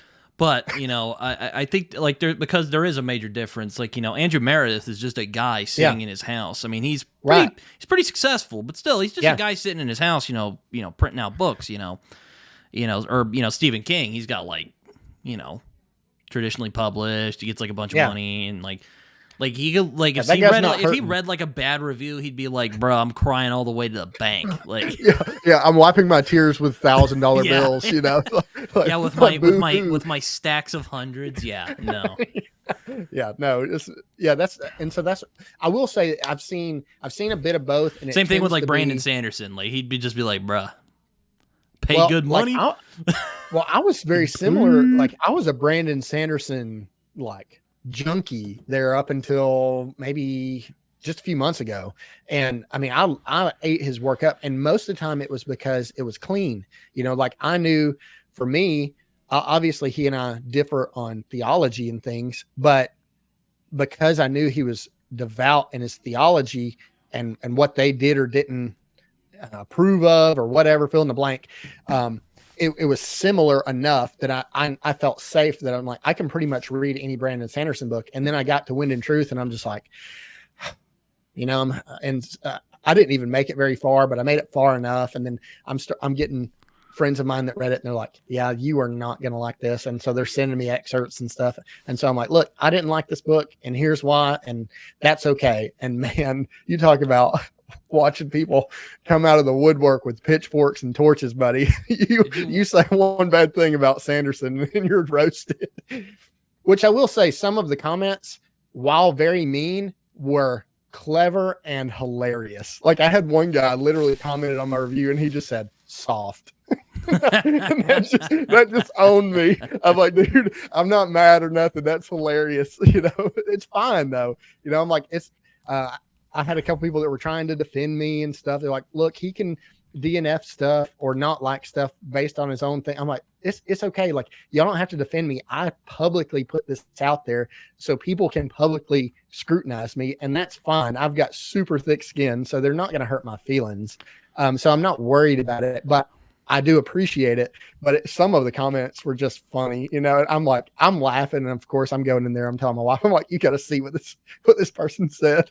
And she was like, do not tell me that. I do not think it's funny. And I'm like, okay, I'll tell everybody at work, because they do think it's funny, which they did, so it just is what it is. It's not, books are art forms, are in works of art. And so art's subjective. Yeah. People get real passionate about this stuff. I was going to ask you, I'm like, did you I wouldn't think you would do this, but just in case, you didn't just pick up Wind and Truth and start reading it, right? Did you read the other books in that series? Yeah. Okay. Oh, dude, Words of Radiance was my number one book of all time. It supplanted Lord of the Rings at the time. It's an interesting take. Yes, I loved that fan. so much. Oh yeah. Well, when you have Tom Bombadil. Okay, I thought so, because I was looking through your Goodreads real quick, and I was like, Dude, I loved it. So I loved I even liked Rhythm of War. Here's another hot take. I liked Rhythm of War better than Oathbringer. But is what it is. I haven't read any Sanderson, so I have no Oh, comments really? on Okay. that. Well, Words of Radiance to me is his masterpiece, and I think you could stop there and you'd be fine. But yeah, I read every single Sanderson book with the exception of his what is it, Emperor's Soul. He like has that collection of short stories and like all the Cosmere stuff. I'm like, I just couldn't get into that. But I read all the novels, had the leather bounds and stuff, and then I get Ren and Truth. Yes. So another thing I'd recommend that I forgot to mention, Elric by Michael Moorcock. So I found the first. What's it called? The collection. I found that at Books A Million for $6. Oh, and yeah, it was like a $35 book, and I was gonna buy it when it came out, but I found it the other day, and so I've got it. I just don't know when I'm gonna get into it. I was about to say, I don't. It is a bit angsty and kind of gothic and whatnot, but if you like multiversal stuff, I hear that Sanderson does that a lot. Yeah. Give Moorcock a shot. Okay. Because you can see where you'll probably be like, that's where Sanderson probably got some of his ideas from. Okay. Though, again, I haven't read Sanderson, so take that with a grain of salt a little bit. But I do think Moorcock is worth reading. Yeah. Despite the unfortunate name. Yeah. Poor guy. But yeah, with Sanderson, man, that was the same thing. I was just like, I was one of those guys, and I got very disappointed, and maybe that's an understatement. With the last book, and at first I thought, it's just going to be a me thing, and to be frank about it, I had to put it down for convictional reasons. It wasn't because of I thought it was poorly written or whatever. I'm a very devout Christian, and so I don't think I need to be entertained by sin. And now, of course, people are like, well, there's murder in the books. I'm like, yes, but it's not glorified. Okay, well, there's adultery in the books. Yes, again, it's not glorified. Oh, there's numerous gods or whatever. I'm like, yes, but it's not the fictional. Same. It's not the same thing. And the intent of the author, it means a lot. And so when it seemed like he was kind of leaning towards a different worldview, even from his own faith, that's where he kind of lost me too. And so I was just like, look, it's fine that I put this book down, even though you don't think so. And it's my top video. It was the first video I put up, and I've actually had a couple of YouTubers beforehand wanted to like do some collaborations and stuff because they had seen me on Talking Story, and they're like, dude, that stuff's funny, love to have you on. And then it was immediately after I put why I DNF'd Wind and Truth. I did it for two reasons: one, same-sex relationships, and two, there's explicit sex scenes in the book, and I'm just like, for me personally, and that's what I said in the video, I just stepped away from it. And man, I'm talking immediately, I had a couple of YouTubers that were like, I don't want to do anything with you. Like, they didn't say I'm scum of the earth, but they came pretty close. And I'm like, it's okay. Like, I'm just trying to be consistent with my, and I actually had one individual, and again, I don't want to name names, but a YouTuber that said, he was like how hypocritical. And I was like, is it more hypocritical for me to stop to me, the word of God is true, and I'm trying to adhere to that. And so if I'm trying to adhere to that, then shouldn't I be more strict about the things that I do or don't read? Like, wouldn't it be more inconsistent if I promoted something that God says in his word ought not be promoted? I would think that's more hypocritical rather than me saying, some people might say it's not that serious because it is a fictional story, but I mean, I'm not. I had somebody ask that, and that's a good question. They're like, well, how can you rationalize because it's a fake thing? Like, for instance, they said, I mean, it does reflect things that happen in our world for sure, yes. But it's not. Well, so I think there's a stark difference in like, I'm trying to think. So like Red Rising, somebody actually asked me, they're like, okay, well, Red Rising has some same-sex stuff in there, and Brandon Sanderson's does. So what's the difference? How come you're reading one and not the other? I'm like, first and foremost, let me just preface this by saying, I don't think I can give you an answer that you're going to be pleased with. And so as long as you know, because you have your worldview and the lens in which you're seeing the world, which is You're entirely your prerogative, and I have mine. And so if that's the case, then I can explain it to you, but you're probably not going to be happy about it. And so it was just like with Red Rising, and Preacher is actually one. He was like, I want to warn you before you get too far into the series that it exists in there, but it's not promoted. And somebody asked me like, well, how can you tell if it's promoted? And I'm like, okay, with Red Rising, it's a world of hedonism, and it's showing how a world of hedonism is going to collapse. And the whole story is about, if people haven't read it, it's about somebody basically overthrowing this hedonistic culture. And so I'm like, okay, that's very different than just throwing a token gay guy in a book and saying, well, here it is, and if you don't like it, then you're a bigot. And that's what happened with Nicholas Eames. So I read Kings of the Wild, and I got about halfway through and loved it. I was like, it's so much fun. It's a D&D campaign in book form, and people are making fun of each other. And then the wizard that he threw in there, he's like, oh, he's mourning the loss of his husband. And it was so just kind of like a passing thing. And I'm like, for most people, that's like, they don't care. And that's fine. I'm not saying you need to care, but what happens is I go, well, I care. And so for me, I just put it down. And Nicholas Eames actually commented on my Goodreads review, and he said, you're a bigot. And I'm like, oh, wow, I'm not really? I'm like, I'm not name calling, dude. I just didn't like this. I didn't think it was the best choice for me. And so that's all I said in the review. And now you're definitely not going to get my business anymore. So like, I don't know. Yeah. Don't do that. I mean, I do think it's a bit inappropriate for authors to comment on reviews of their own books. I mean, I have had authors like reviews of my books. That's totally fine. Sure. But like actually commenting, I don't know. Yeah. Yeah, it's definitely a dangerous, like a slippery slope. Exactly. Yeah. I mean, there's sometimes where I'm like, I think it's okay. And then there's times I'm like, Now, well, especially, it's become even more complicated with, self-pub becoming a thing. And,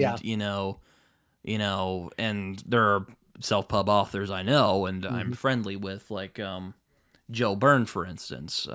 I mean, I like his books, not because we're friends. It's, right. I just happen to like his books and we're friends, Yeah. But happy. It's a happy medium there. It's like, man, and I've had a friend of mine that wrote something, and I was really worried because they're like, read this. And I go, man, if I don't like it, like, I'm going to be honest with you, if you ask me. And so if I don't talk about it, don't bring it up. And thankfully it was somebody on Instagram. Thankfully I was like, hey, this book's awesome. I really enjoyed it.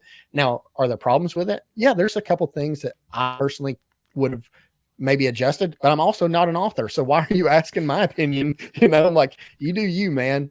So that's been good. But with Eames in particular, he said something about, I think he has since deleted that comment, which is fine.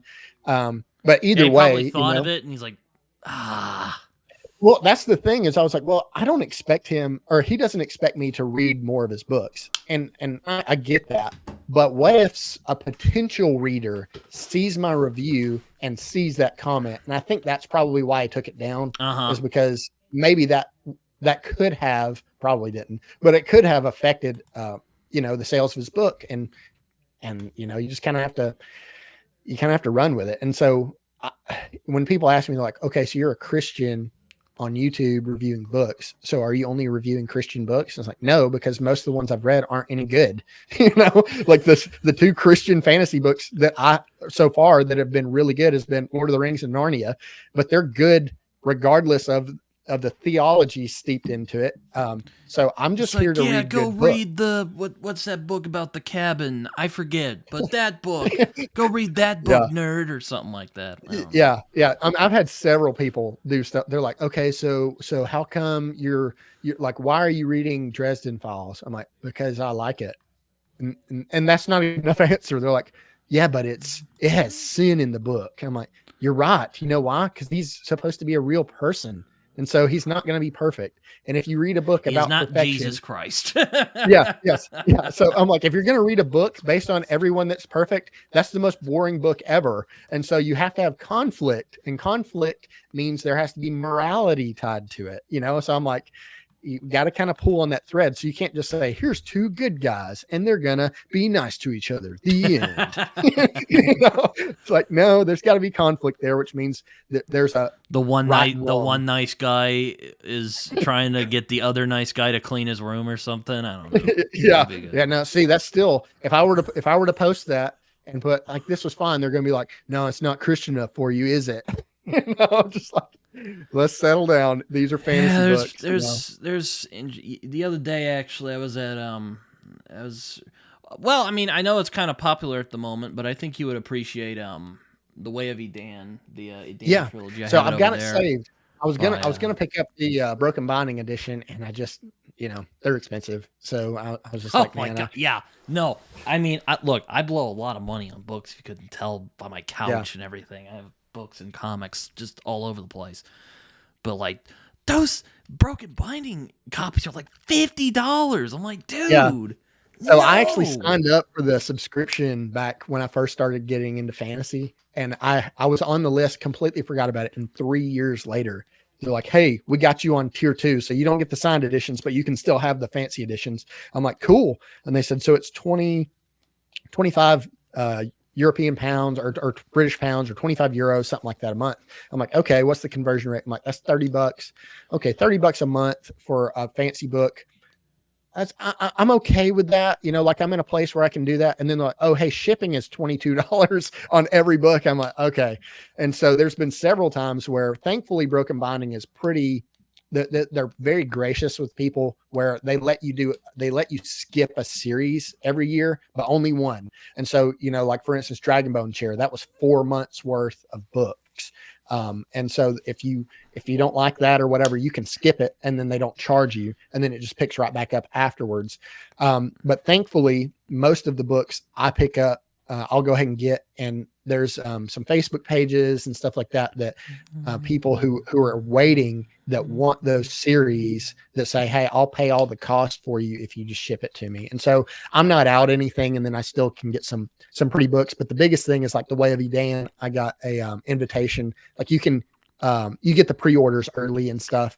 But I was just like, man, it's another $50. And right now I'm just like, tell you what, Philip, I'm buying your ebook. How about that? I'll buy your ebooks. And then if I enjoy them, which I'm sure I will, I'm going to pick up the physical copy. So yeah, I'm looking forward to getting into that one. There's actually a lot of people that, I've gotten pretty roasted, recently because people found out that I only read on my Kindle, but I have tons of books on my shelves in my living room. And they're like, what? Whoa, hold on. Why do you have physical books? And I'm like, hot take. I love having a trophy shelf of the stuff that I've read and enjoyed. And then I like having a Kindle because I can carry it anywhere. And so my wife in particular, she's like, why are you buying these books when you already have it? I'm like, because I like moving the bookmark as I'm reading. And she was like, and that's worth $50 a month for Broken Binding books. I'm like, to me it is. Yeah, the only books I've thought of getting from the Broken Binding are their Baz Leg edition, new Baz Leg editions they have. But I'm like, man, do I really want to give that much money just for that? Because it's like, I don't know, yeah. Have you looked at the secondhand market any on the Broken Binding stuff like eBay? Oh no, I haven't. It will be like, I've lost all confidence in humanity. Is that obscenely expensive? Oh, dude, they're crazy. So like for instance, my Dragon Bone Chair set that I have, I love them. I'm not going to part with them. And they're only tier 2, so they're not even signed. So the unsigned editions, I think right now are going for about $300 to $400. So about $100 a book. But then, Jade's, what is it? The Fond Lee series. Jade City. Yes. So those are currently, I think the signed editions are selling for like upwards to $1,000 for 3 books. And I'm like, man, I cannot believe people are dropping this on, well, I'm not trying to be ugly, but like a $5 book you can get on Amazon or whatever. Maybe if it's your favorite series of all time, I get it. But man, I'm just not in a place where I can do that. So maybe they are, and if they are, more power to you. take off, but there's no way I could swing that. Yeah, I mean well, that's another one that's kind of under the radar, though. It's kind of started to come out. I don't know if you would like it though, because well, they can get pretty dark, but it's also just super weird. I mean, I'll put it like this: if you could pick up Perdido Street Station, you could try like the first chapter. If you're not sold by it, you could put it down. If you're like, huh, this is weird, I want to know more, go nuts. You'll probably like it. But right. you know, I'll add it to the list. Definitely will. Though, I mean, you could also read The Scar, because like it's not a series; it's like just books set in the same world. So, yeah. Hey, you. Yeah, there's been several recommendations that I would love to pick up, and some of them I have, and then have had to come back to later on and be like, maybe, either I'm not in the reading mood for it, or like I'll try to do some research, like, hey, what content wise, what's in this, just so that way I can kind of know ahead of time. And that doesn't always stop me. It just depends on what's in it. And so I've got a couple friends that are pretty big readers that read similar stuff. And so if they kind of give me the green light, I know that I'm like, they know my taste enough that they could say, yeah, we think you'll like this, or yeah, I'd hate for you to get, 15 hours into a book and then have to DNF it, which that's the worst. I made it to the end of a book. I took it to the beach with me a couple of years ago, and I'm like, I'm just going to sit on the beach and read this book. And that's all I wanted to do. And I got to like the last 5 chapters, and it just had a bunch of explicit stuff in it. And I'm like, well, that was a waste of time. Like, for what, I don't think you would like something like Black Leopard, Red Wolf, because that has a bunch of, well, for one, it's a very stylized book, which I generally don't like that term, but it's the best I can use for this.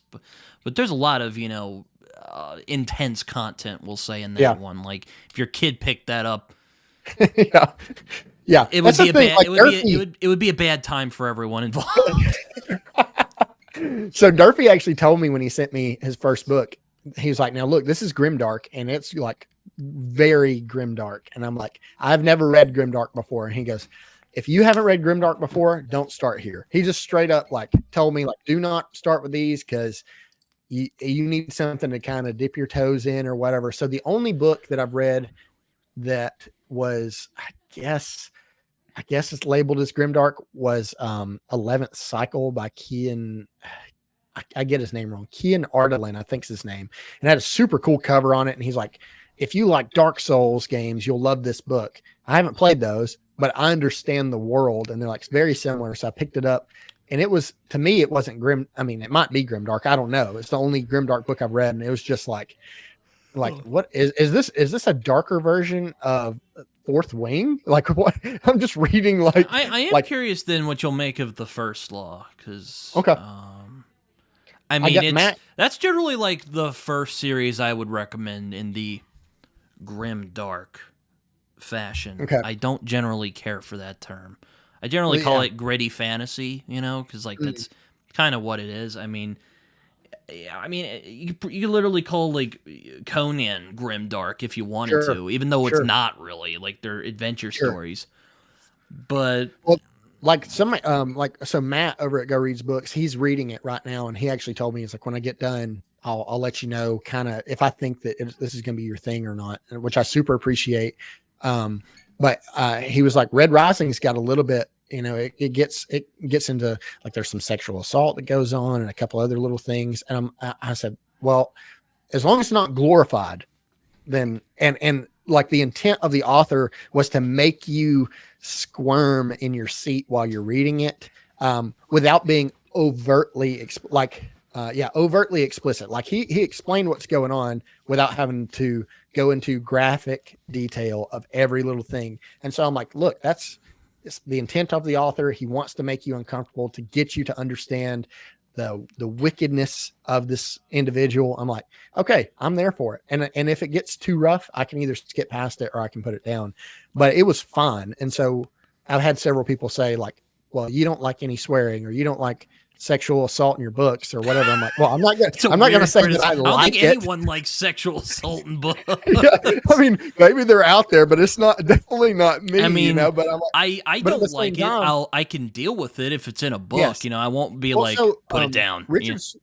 Richard Swann's Justice of Kings, the protagonist, the main protagonist, is a woman, and there's a section where she has to infiltrate this.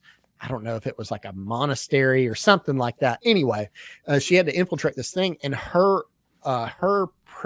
primary concern was that she would get assaulted in there. And I actually loved that he put that in there, because I'm painting with a broad brush, but I think as a man that we don't necessarily have to worry about that as much. And so, but him recognizing that as a woman, she very well, this could be at the top of her concern list, and then describe it. I'm like, oh, okay. Yeah, that makes perfect sense. And if he wouldn't have included that was a worry of hers, then it wouldn't have felt as real. Yeah. I don't know if that makes any Sure, any I sense. get what you're saying. I mean, it's funny you bring that up, because I was actually talking about that the other day with some friends of mine. I'm like, look, I don't think most people, there might be those crazy people out there who like reading about Sure they are. sexual assault in their books, which, like, Yeah. why? Get help. Is that Michael Jordan meme? Stop. Get help. Stop. Yeah. Like, definitely. Pray. Your soul might depend on it, sir. Yeah. Anyway. Buddy, you need some serious help. Like how many BetterHelp ads have you seen on YouTube? There's Like, so many. Like, call them, please. There's so many. No, but on the real though, like, I think most people generally don't like it. Yeah. Yes. Now, and so when there's two used, ways you can deal with it. You can put the book down, or you can just deal with it and try to go through the book. Now, I generally go with the latter. I just try to deal with it and go through the book. Yeah, but, and that's me. It's just subjective. It just it completely depends on everything else that's included around it. Because if it probably one of the biggest things is how graphic is it. If they go into like express detail of what's going on, that's probably too graphic for me, and I can even skip past it. And I actually had, as Dresden Files as another example, there's a scene where there's an explicit scene, and somebody's like, well, how did you get through that? Because you read 4 or 5 books after that. And I'm like, well, because number one, I'm listening to it on audio, and number two, it was at the end of a chapter. And so all I did was hit skip, and I went to the next chapter, and I was fine. And they're like, well, how come you can skip it here, but not here? I'm like, because I can. Like, I don't know what else to give you. Like, it's just, to me, that was fine. I could not that I was happy about reading it. That's why I skipped it. But there's sometimes where, like with Speaks to the Nightbird, for me, I hope that my convictions have just intensified about these things. Well, I mean, so that way I just, step away from it. I don't know what you think. I'm curious what you would think of Saga, because I don't know if you read comics very much, but I'm curious what you would think of, like, Saga, because, like, the first scene is a woman giving birth. So that doesn't bother me. Like, I read the only comics that I've read are normally in graphic novel form. So like Kingdom Come, it's fantastic. Watchmen, it's very good. Which, again, it's been a long time since I've read it, so people are going to be like, can't believe you hellion or whatever. It's like, well, I mean, I read it 10 years ago and haven't since. But The Last Ronin, the Ninja Turtle one, dude, that was so good, because I was such a Ninja Turtle kid. So picking that up, and it's more of an adult story. Fantastic. I read quite a bit of Vinland Saga. Oh man, it's good. If you like Ninja Turtles, if you don't, then you're not going to care at all. I do like them. I mean, I'm not as big of a fan as some of my friends. I have friends who are like Turtles fanatics. Yeah, I'm like, my brothers and I, we were the kids that were like, we had the cassette tape. Ninja Turtles came out with a rock album that was basically like, keep your kids off drugs and stuff. And it was like, they had a song that was like Pizza Power. And so, like, that's awesome. We loved all that. We loved the movies. And so getting to come back to it in a different mindset. And you can definitely tell the writers aimed it towards people that were more mature, but grew up with it. It's so good. And so I've got I think it's like a prequel. I've got it. I haven't read it yet, but Vinland Saga, I read quite a bit of it and it was really good.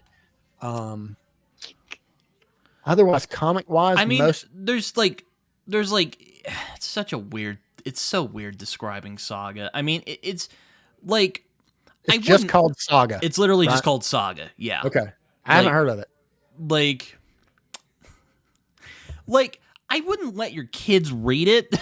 Yeah. But, like, it's not, like, super gratuitous. Well, God.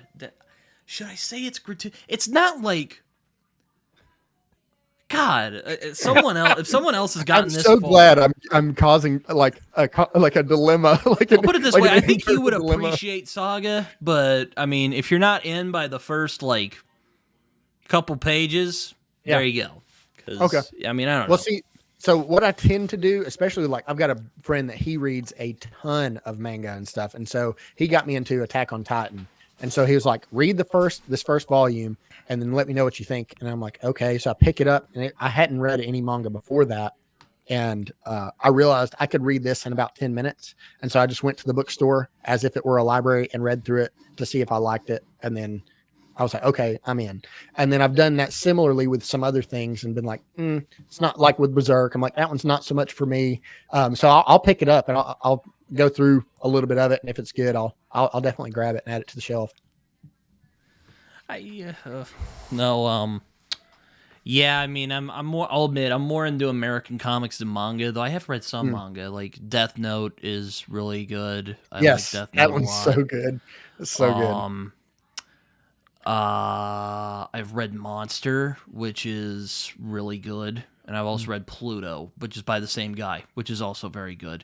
And it doesn't have a lot of the anime-isms that I dislike so much. Yeah, I hate that. I hate it so much. Like, why does everyone look like they're 12 and, like, stop? Yeah. Like, that's the one. They're wild out there in Japan. That's all I got to say.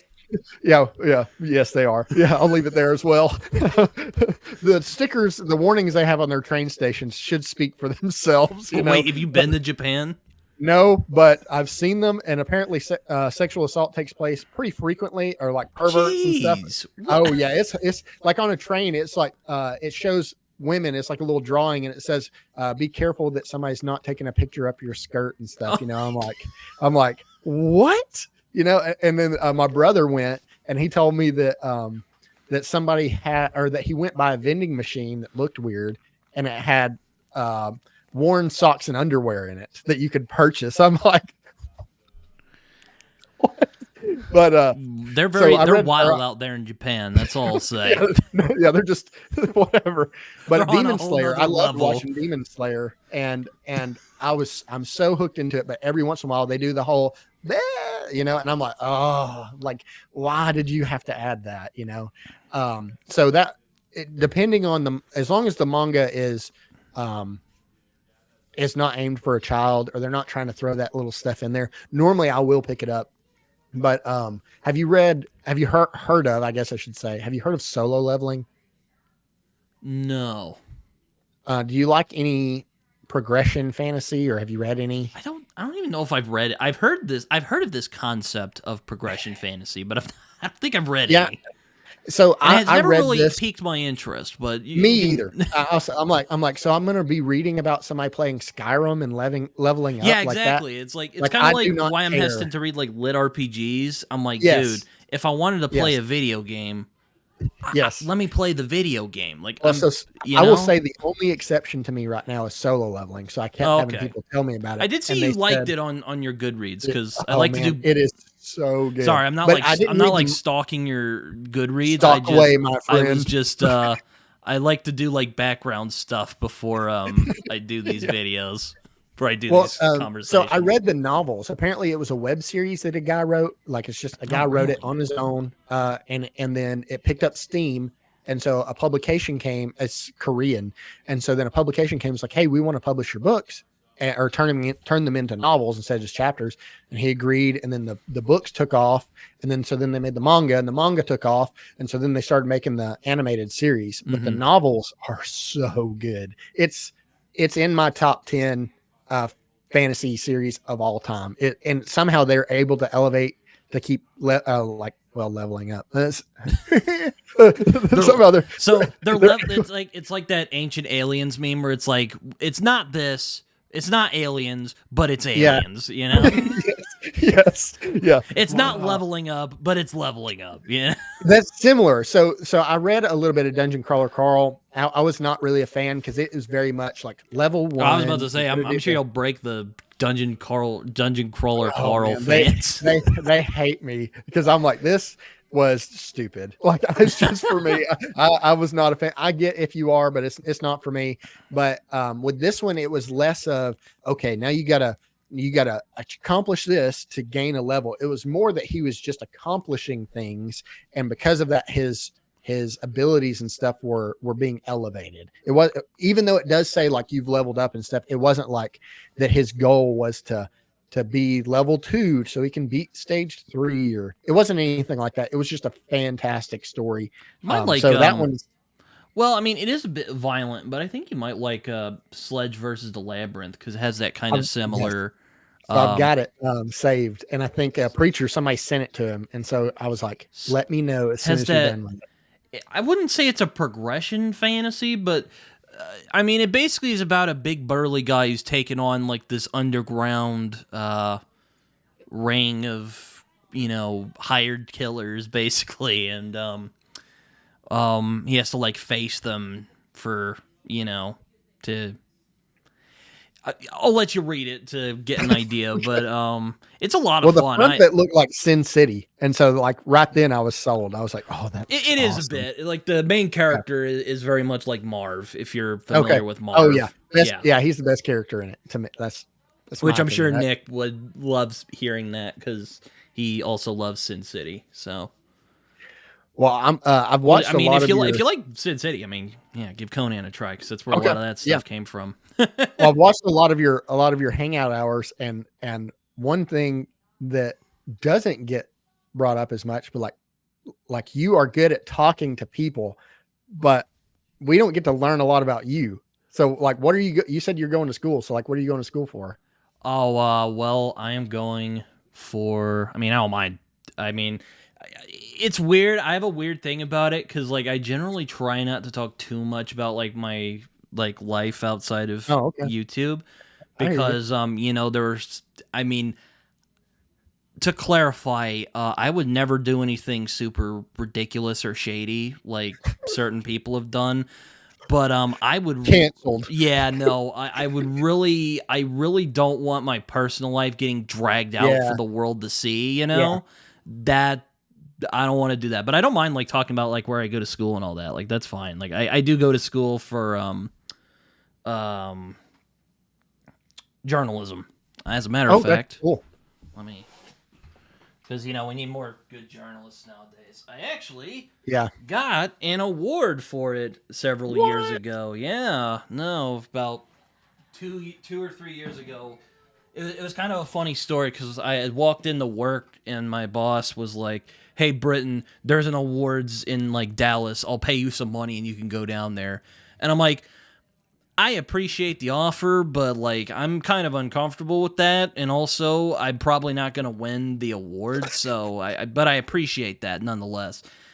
I walk in a few days later. "Hey, Britton, you won." I'm like, "What?" That's awesome. Like, I harassed those people until they gave me that award. I'm like, I'm going to email you until you get it to me because I don't want it getting lost in the mail. Yes. I don't want no shenanigans. I want it. That's awesome, dude. It was pretty dope. Like, and my parents were like, "Man, you should have gone down to Dallas." I'm like, if I had told you, you'd probably been like, "No." What are you doing? They probably would have been like, "Are you sure?" Not, it's definitely not. I mean, this was something silly, but my brother-in-law and I decided to run a 5K years ago, and I am not a runner by any means. And so I was like, oh, and so we were doing it for a friend of ours. It was like for a charity thing. So we run it, and I'm like, I'm struggling, dude. I'm dying, So I finished. My brother-in-law's standing beside me. He's like, "Come on, you can do it." I'm like, "Dude, I'm about to quit." He's like, "It's only 3 miles." I'm like, done.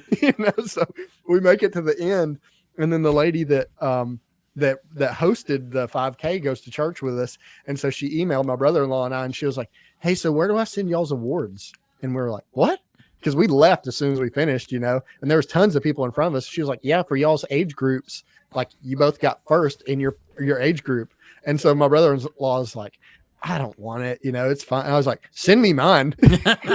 Like, look, I won first place in a 5K. Yeah, right. Like, I'm like, I'm getting that. You're not taking. I'm not. I don't care that it's plastic or whatever. Like, send it to me. It's like bragging rights. Here it is. Yeah, 5K winner. The one time I did get a comment on, like, I think it was like either my 50th or 100th, which I did streams for, and someone was like, "You're very bold sharing your like full name out there," and I'm like, "Well, I hope I don't regret it soon."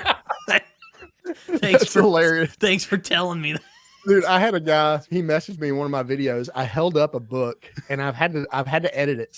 I edited it in post, but I had to edit it after I'd posted it because I took it down and reposted it. But I held a book up that was still in the box. Didn't think anything about it, I held it up and then like an hour later I get some random guy. He's like, "Hey, I just stumbled on your video." He's like, "I'm not really into books or anything. I don't know how this gets." Anyway, I pull up your video and you hold up this box. "Hey dude, it's got your name, your address, your like contact information." I was like, "Appreciate it." He's like, "Yeah, you might want to take that down because I'm pretty sure somebody's about to get your identity." I was like, someone might steal your identity. Yeah.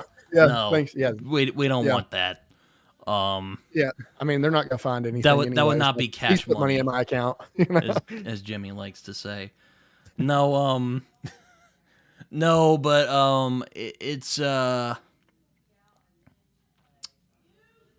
yeah, I mean, what do I do? I mean, my life, I don't really think it's that interesting. Aside from, I did win that journalism award a few years ago. Like, that's probably pretty cool. That's probably my greatest achievement, aside from graduating high school and getting a bachelor's degree.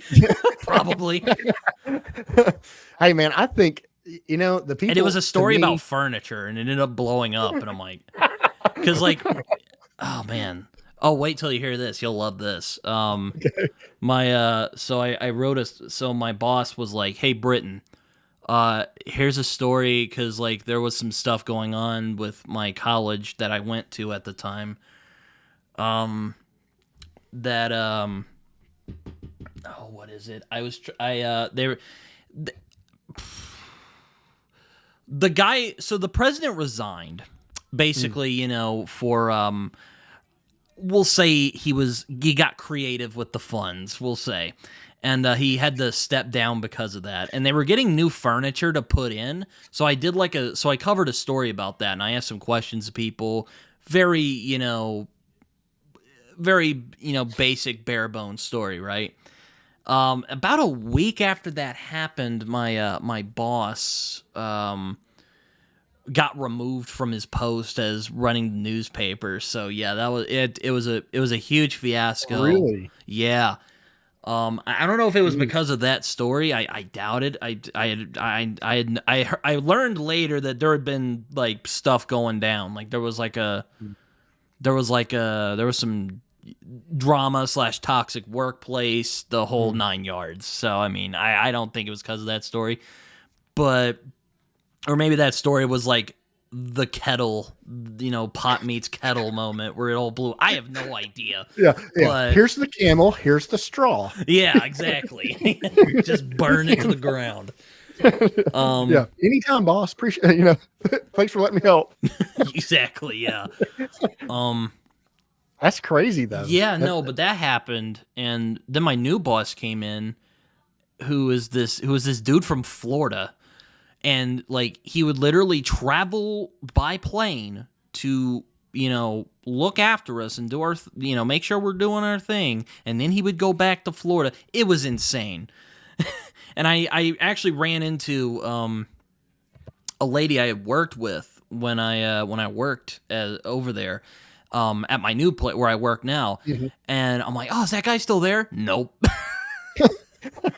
And I'm like, not shocked, because some of the stories he told me, I'm like, yeah, I don't think he was going to last there very long if he's traveling from Florida all the way. You know how far it is fly from there? I went there last month. It takes like 3 hours to get over there. Yeah. Yeah. And it depends too. I've got a friend of mine that lives out there, and and he was up for some holidays or something like that, and he was talking, and somebody said, "Oh, so you're in Orlando, so you can just well, I got some family in Tampa. You can just go there whenever you want to." He was like, "That's like a 4-hour drive," and they're like, "What?" He's like, "Yeah, like no, I will never do that. I'm never just gonna take a trip up to Tampa from Orlando or whatever." He's like, "No, I'm not. That is ridiculous." I've actually been to Tampa and Orlando. It's when I was a kid. Yeah. Yeah. My dad had a friend who lives up there in Tampa, and then in Orlando we went to go see like Disney World, and which another fun story. It started raining while we were down there, and the only ride that was open was It's a Small World After All. Oh man. Yeah. So much fun. Yeah. Trauma for years. And that song goes over and over. It was bad. So bad. It was bad. Well, thankfully, since then, we haven't been to Disney in quite a while, but we took our kids when they were a lot smaller. And most of the rides now, because, it rains every day there at some point. So most of the rides now are somehow inside or covered or whatever. That way they don't put a stop to it, So you won't have don't have to endure. Man, it was so rough. So we actually went to a section, and you'll probably know what I'm talking about, but there's a section in, I can't remember if it's Magic Kingdom or whatever, where there's like a dinosaur themed thing. I can't really, all the stuff is outside. It's an older part of the park. Mm-hmm. And anyway, so we go with our kids, and it's daughter, been a long time since I've been over there. So yeah, my daughter at the time, I think she was 2, maybe 3, and my son would have been 5 or 6. And so it starts raining and everything shuts down in that park. And we're just like, oh my goodness. And so then, very wise of them, they, it's raining, it's not storming out, so like just let it pass, and they start playing Imagine Dragons Thunder over the intercom. And then the people just start dancing, and then my little girl and my son are just out there just like busting a move in the middle of the rain. And that was my favorite memory from that trip, and I'm like, sure, I'm glad we paid $7,000 to watch y'all dance in the rain. But it was just, I was like, that's very, very smart, because you guys could just shut everything down and go come back later or whatever. But the fact that they tried to make it fun, I'm like, that's pretty clever. I also went to Universal, which was a lot of fun, because there were movies I watched when I was a kid. Mm-hmm. And, like Jaws, they had a Jaws ride that I really like. Yeah, I think I can't remember. It may be. It's probably closed. It's probably changed since the last time. So was yours when you went? They had the tour guide had the gun, and they're shooting at it in the wall. Oh yeah, so corny. Oh yeah. Yes. So we went. I think I was 10 when we went to Universal, because we plan on taking our kids this year, which is going to be awesome. They had that also gigantic Bruce the Shark on the. Yes. Yeah. Well, it was so I was 10 years old, so this should be. I was 10 years old, and I'm like, I'm too old for this. I was a similar way. I thought it was kind of corny, but it was fun how the shark would come out, and I thought that was neat. Well, our tour guide, she goes, "Oh no, look, there he is," and she goes, and then 3 seconds later, the water goes. Psh. And then you go through, and the shark is terrorized and eating all these people or whatever, and there's literal mannequins that are just standing there that have a red handkerchief hanging off his arm or something. Uh-huh. I was like, all right, I get we're writing this because you have to, but come on, guys, you can do better than this. Let's step it up a little bit. But yeah, it's very, very fun, but it puts things into perspective when you're talking about Florida and stuff, because with Alabama, pretty much everything is within, I'd say, 5 or 6 hours. And that's going from the top of the state to the bottom. Because working for the state, I go down to Montgomery pretty regularly, and it's only a 2 or 3 hour trip, but then you talk to somebody that lives in Texas, and they're like, yeah, man, you can't get anywhere in 2 or 3 hours, so just good luck. Yeah. I mean, last time I was in Florida, I mean, it didn't rain, actually. It rained a couple times, but it was super windy the whole time. Because I had gone there, because I went there last December. I went there last October, because, well, I don't know if you watch college football, but Red River was in October. Mm-hmm. And my dad was like, oh, whoopsie, I made a bit of an oops. I accidentally went on our anniversary vacation the same week as OU Texas. You want to come with us? And I'm like, okay. So I went down there for the weekend, and it was rainy the whole time. So then we went down in December for a whole week, which was a lot of fun, but it was super windy the whole time. Yeah, well, I watch a little bit of football. I'm pretty sure that, you know, being from Alabama, if I don't say Roll Tide, I'll probably get martyred at some point. They're like, you'll be pinned to a cross. And oh, dude, when I tell people at work, it's so funny because like when I tell people at work, because there's a couple of guys that I work with exclusively, they're kind of like my partners or whatever. And when I started telling them that I was putting some videos up on YouTube, they're like, about what? And I was like, about books. And they're like, you mean those stupid dragon books you read? And I'm like, yes. And they're like, why don't you watch football? I'm like, because I can watch a game, but it's hard. You know, my actual answer was, it's hard for me with two little kids to sit down for 3 hours and watch a football game. Like, I do enjoy it. And I said, but most of the time, if I watch it, it's kind of on.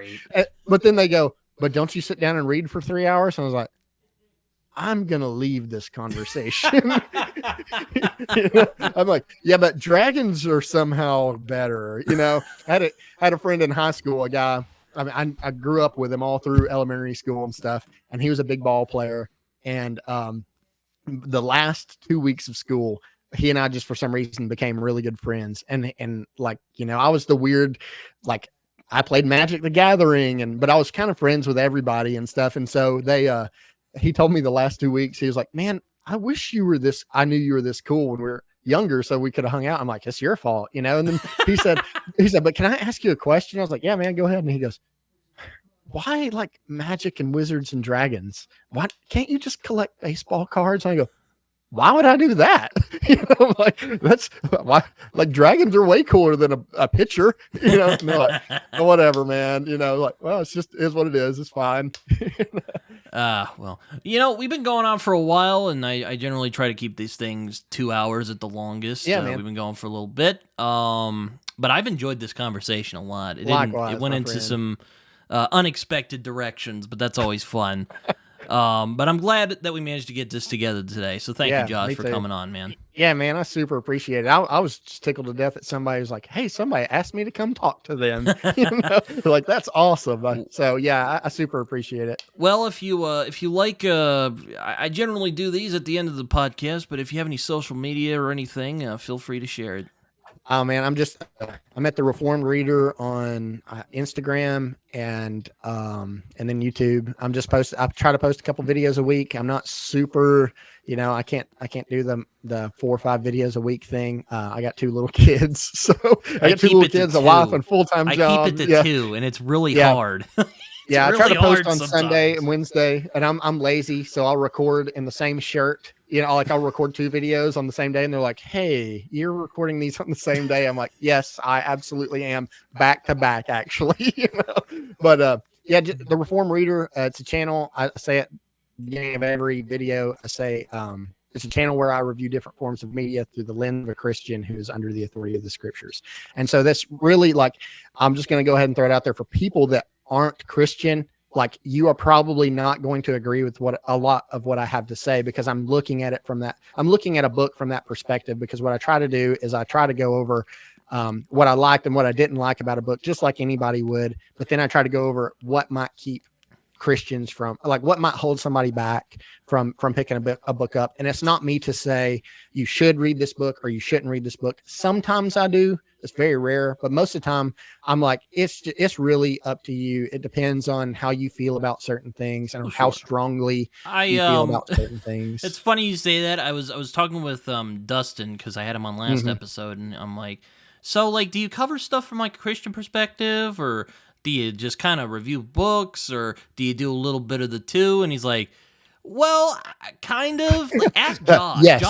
Josh is more the guy. Like, Josh is more the guy you should ask that to. Well, okay. Yeah, you know, when I was talking to him, he was just like, I think that's super cool. I'm just going to do, like, my reviews and stuff. I'm like, yeah, dude, like, I think that's awesome. And because that's what I want, more of that content as well. So mine's less of the entertainment part, and it's more of like, and for I want to be, I want to be the common sense media that I talked about, maybe for books, and just to help some people out. So that way, if somebody has a conviction about certain things, that maybe they can use their time and money a little more wisely. So I just try to be a resource, because that's what I looked for when I'm reading books. And then on top of that, I'm just some goofy bald dude from Alabama. So Fair enough. You're going to get exactly what you pay for. But seriously, I've enjoyed this. Hopefully Likewise, my friend. we can do this again at some point. Yeah, man, we need to sync up sometime. That'd be awesome. Again, appreciate you, man. Appreciate all you guys that are going to watch and stuff. Like, it's just been a blast. I just love getting to talk to people. I mean, it's just getting to talk to people and empathize with people. It allows you to love them in a true, honest, earnest way. And so, like beforehand, I can be like, hey, Britton's an acquaintance of mine, or I would even say a friend of mine. But now I can say, hey, man, I know Britton well enough to say, like, I love that guy, and y'all make sure you go check him out. So yeah, love your channel. It's a nice blend of Brian Lee Durfee and Mike a little bit. So I'm like, if you guys want, like, because every once in a while I had somebody go, I can't tell when Britton's joking, and I go, it's amazing, isn't it? Yeah, like, I have a like bit that's of a, why I love dry, it. I have a bit of a dry sense of humor. But anyway, Love it, man. Hope you guys enjoyed this. Until next time. See you guys. Appreciate you.